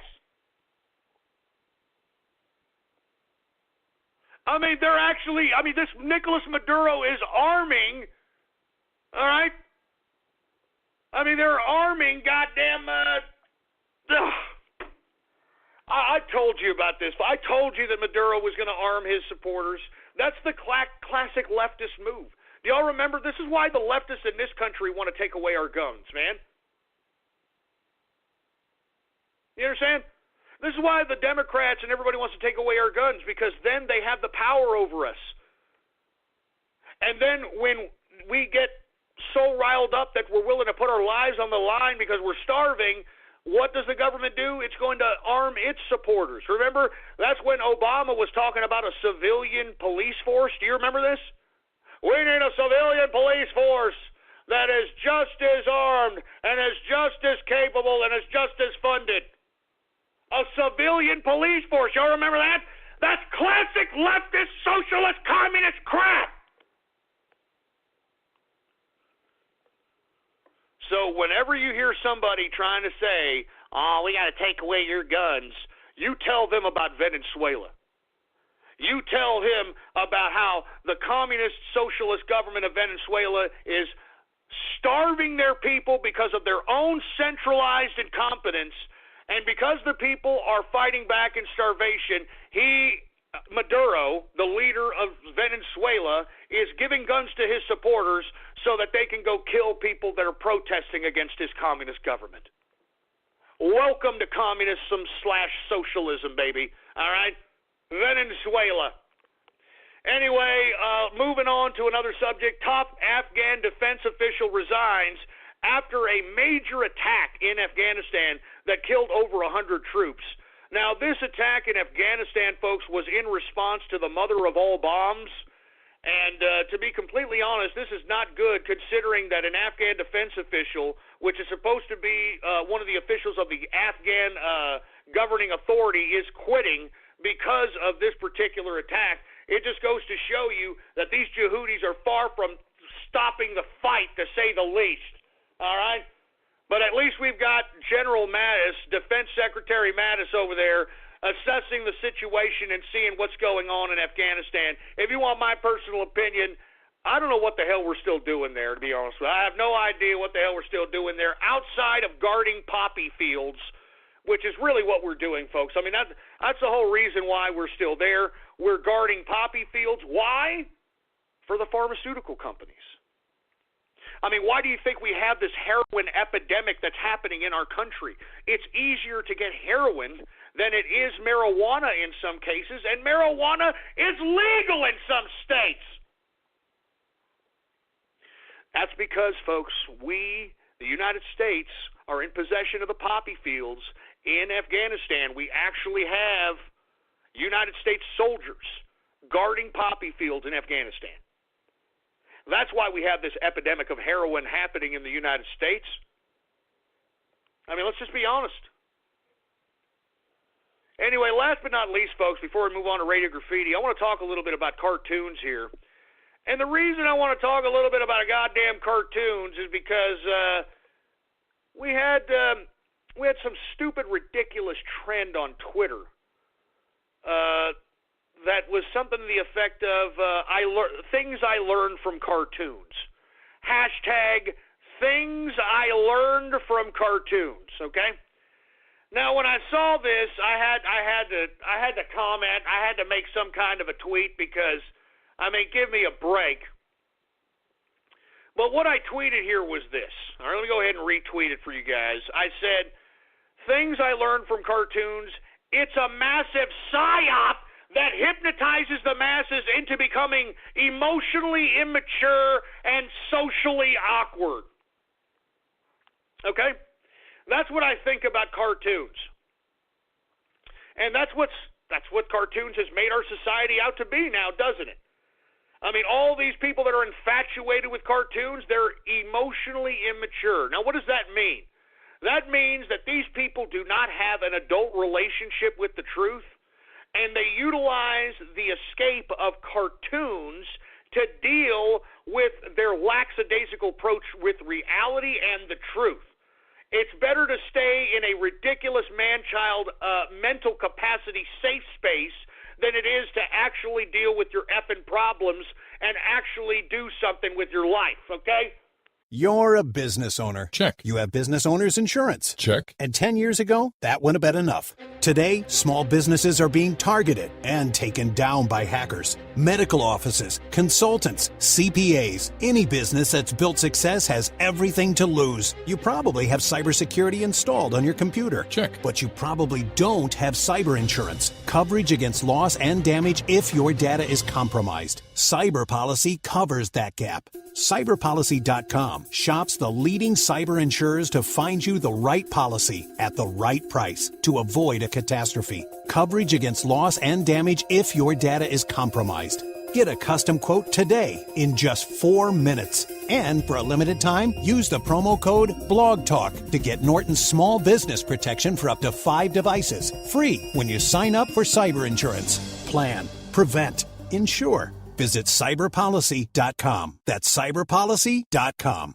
You're a business owner. Check. You have business owner's insurance. Check. And 10 years ago, that wouldn't have been enough. Today, small businesses are being targeted and taken down by hackers. Medical offices, consultants, CPAs, any business that's built success has everything to lose. You probably have cybersecurity installed on your computer. Check. But you probably don't have cyber insurance. Coverage against loss and damage if your data is compromised. Cyber Policy covers that gap. Cyberpolicy.com shops the leading cyber insurers to find you the right policy at the right price to avoid a catastrophe. Coverage against loss and damage if your data is compromised. Get a custom quote today in just 4 minutes. And for a limited time, use the promo code BLOGTALK to get Norton's small business protection for up to 5 devices. Free when you sign up for cyber insurance.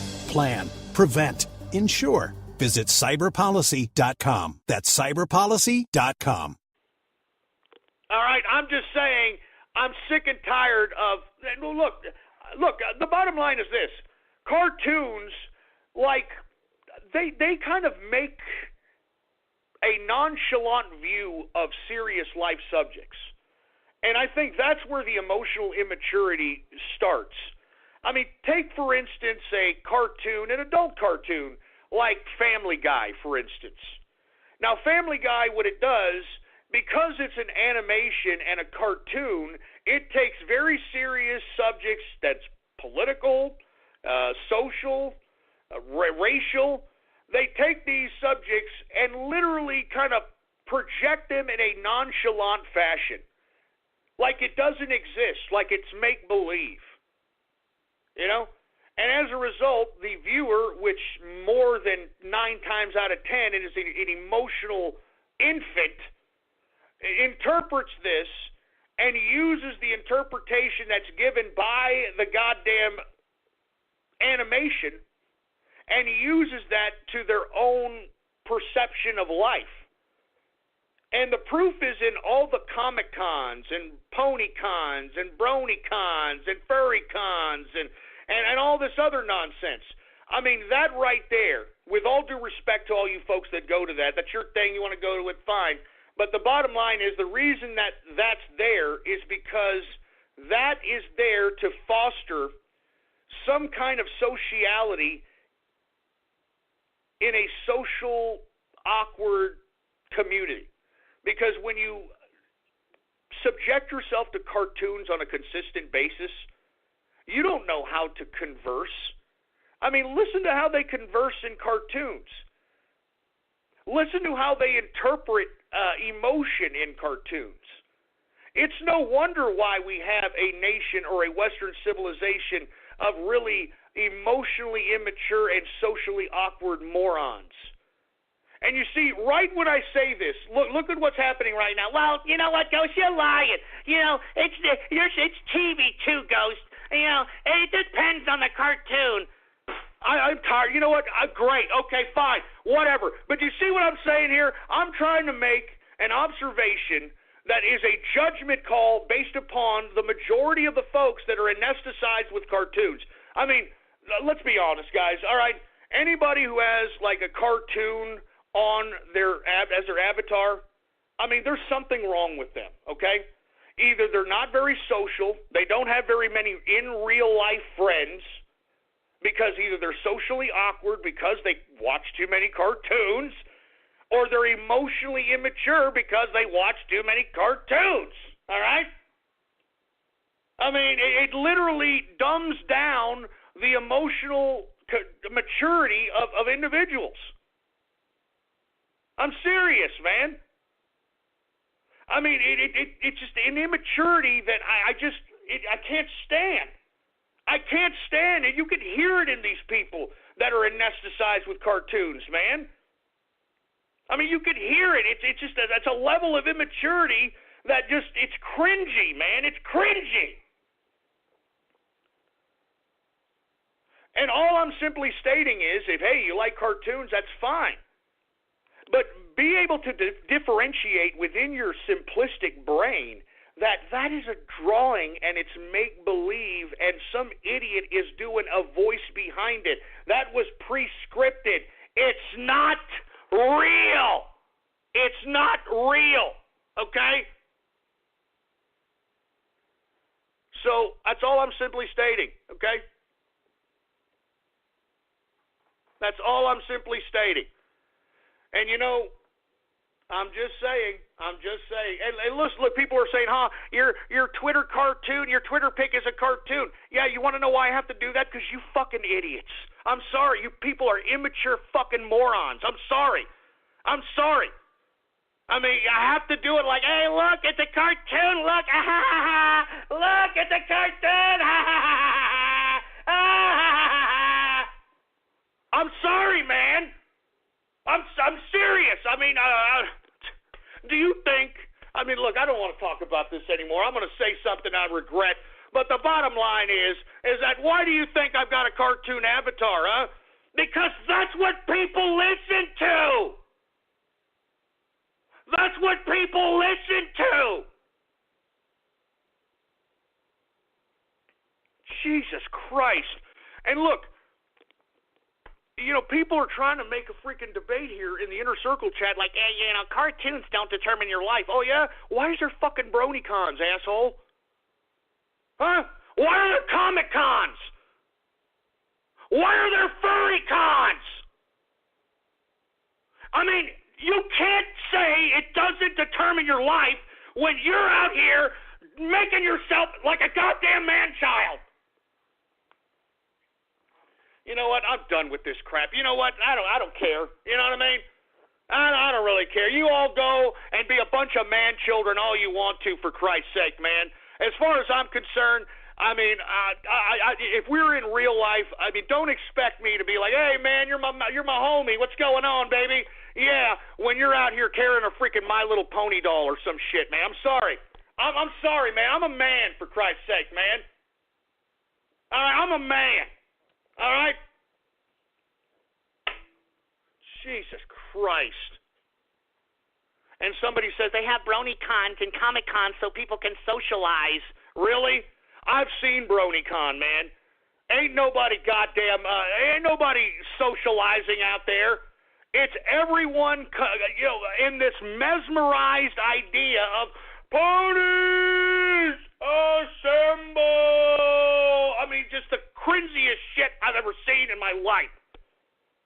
And all I'm simply stating is, grow up already, man. Jesus fucking Christ. Anyway, I'm tired of this crap. Let me move on. We got like 8 minutes left. Let's just take some fucking radio graffiti, because I know that's what you cartoon fetish idiots want, and you're circle jerking your goddamn pecker shafts too anyway. All right? So let's go ahead and get the goddamn radio graffiti, so all you goddamn idiots who are claiming that, no, the cartoons don't do that, Ghost. Cartoons don't do that. Jesus Christ, man. Anonymous radio graffiti. We've got pylons, radio graffiti. The serious triangle in the inner circle. You know what we're doing? I'm telling you what we're doing. We're pulling money together. We're going to start our own group. This is the ghost group that I'm getting together, man. We're going to go out. We're going to shoot Dark East with the murder, of course, man. We're gonna be like freaking KKK, baby. We're gonna be like Moon Man, baby. You understand what I'm talking about? I mean, you're gonna be reading about it. You know it, and I know it. Yeah, real funny, ass crack. Real funny, you stupid moron. Anonymous radio graffiti. Everybody's doing a brand new ghost dance. I know you could still like it if you give it a chance now. My friend Club Guy is dancing with me, along with Blue Man. Hey, it's better than 3. So come on, do the kiss I wear with me. You're gonna swing your hips now. Come on, go see. Jump up, cool down. Well, I think you got the night. Whoa. Now that you can do it, let's make it a trend now. What the hell? I don't get what the hell that broad was singing about. Can somebody explain that to me? 352 Radio Graffiti. Charlotte Moon, Radio Graffiti, Neil deGrasse Tyson. Let's just go ahead and get this. A possibility of a major impact on Uranus. Right now. You like that? I'll take you a trip to the woodshed. Here. Yeah. Yeah. Here. Yeah. Yeah.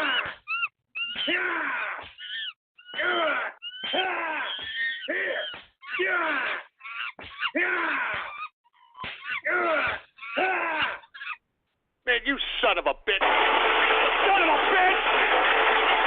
Freaking racist, man! Freaking racist, man! Good God! That's racist, man! Oh, my God. Give me the freaking... I mean, Jesus Christ. Look, I am no fan of Neil deGrasse Tyson, but don't compare him to a chimp. Come on. Jesus Christ, man. 352 Radio Graffiti. Mr. Pay-Per-View, Radio Graffiti. Double dip dick hole. Try to say that 5 times. Double dip dick hole. Double dip dick hole. Double dip dick hole. Double dip dick hole. And nothing of value was lost. Just, you know what? Shove it up your ass. Shove it up your ass. Piece of crap. I got your double dip dick hole, brother. I got your double dick hole right here, boy. Give me the mic. Jesus Christ, man. Are you listening to this? This is what I got to take every goddamn day. Anonymous Radio Graffiti. We got 8 equal Radio fucking Graffiti. We've got Peyton Snake. What the hell does that mean?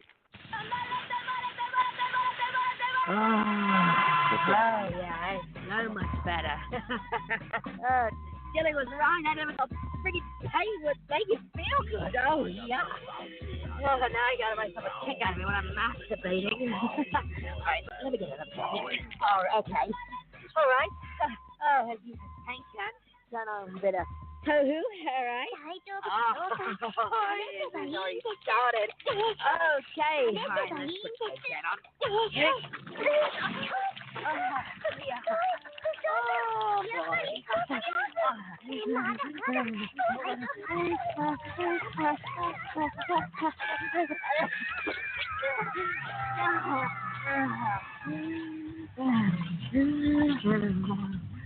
Oh, God.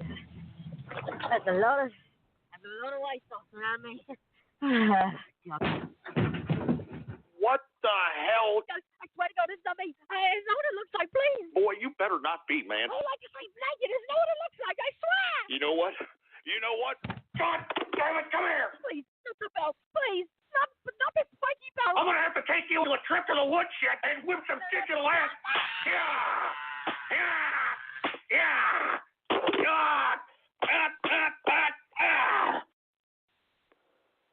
I mean, can you please just leave Raiden Snake alone? Leave him alone! Leave him alone! Leave him alone! Freaking asshole! Look, stop making fun of Raiden Snake, man. Stop making fun of Raiden Snake. Give me the mic. stop making fun of goddamn Raiden Snake. Hey, Raiden Snake, are you there, man? Yeah, I am, Ghost. What the hell was that? I mean, I have to ask you again. Why? Why are they doing this, man? Well, they just don't like me being blunt and telling the truth, like I said on Saturday. You know, it's just they just think it's funny, just same old shit, time and time again. Do you have anything to say? Because I hate when they do this, and you're just not on the horn, and you have nothing to say. I'll give you the floor. Say something. I mean, please emphasize your disdain for this crap. I mean, it's just getting pathetic, man. Seriously, I mean, it just tastes the piss. It's boring. I mean, it's pathetic, and people think it's some sort of kind of sick joke. Well, I don't find it funny. It's just boring. I mean, it's just the same old crap time and time again. I know, Raiden Snake. My apologies, man. Look, it sounds like Raiden Snake is a little teary-eyed, man. And you know what? I don't blame him. It's because of you, troll terrorist. It's because of you. Jesus Christ. 647 Radio Graffiti. Raiden Snake. Same old shit. Raiden Snake. Same old shit. I am your host, the man they call Ghost. I'm a goddamn racist. I'm a goddamn racist. I am your host, the man they call Ghost. Fat, pretty bastard. I am your host, the man they call Ghost. I'm a goddamn racist. I'm a goddamn racist.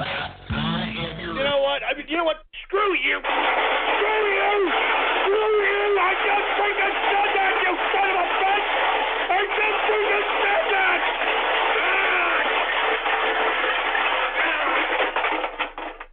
That's it. That's it. I'm done. I'm done. Stick a goddamn fork in me. I'm done for this carpet munching Monday. I'm done. Give me the mic. I'm done with this crap, man. I'm telling you, I deserve more respect than this, for Christ's sake. And you people keep besmirching me, besmirching me, besmirching me, besmirching me, besmirching me, besmirching me, besmirching me.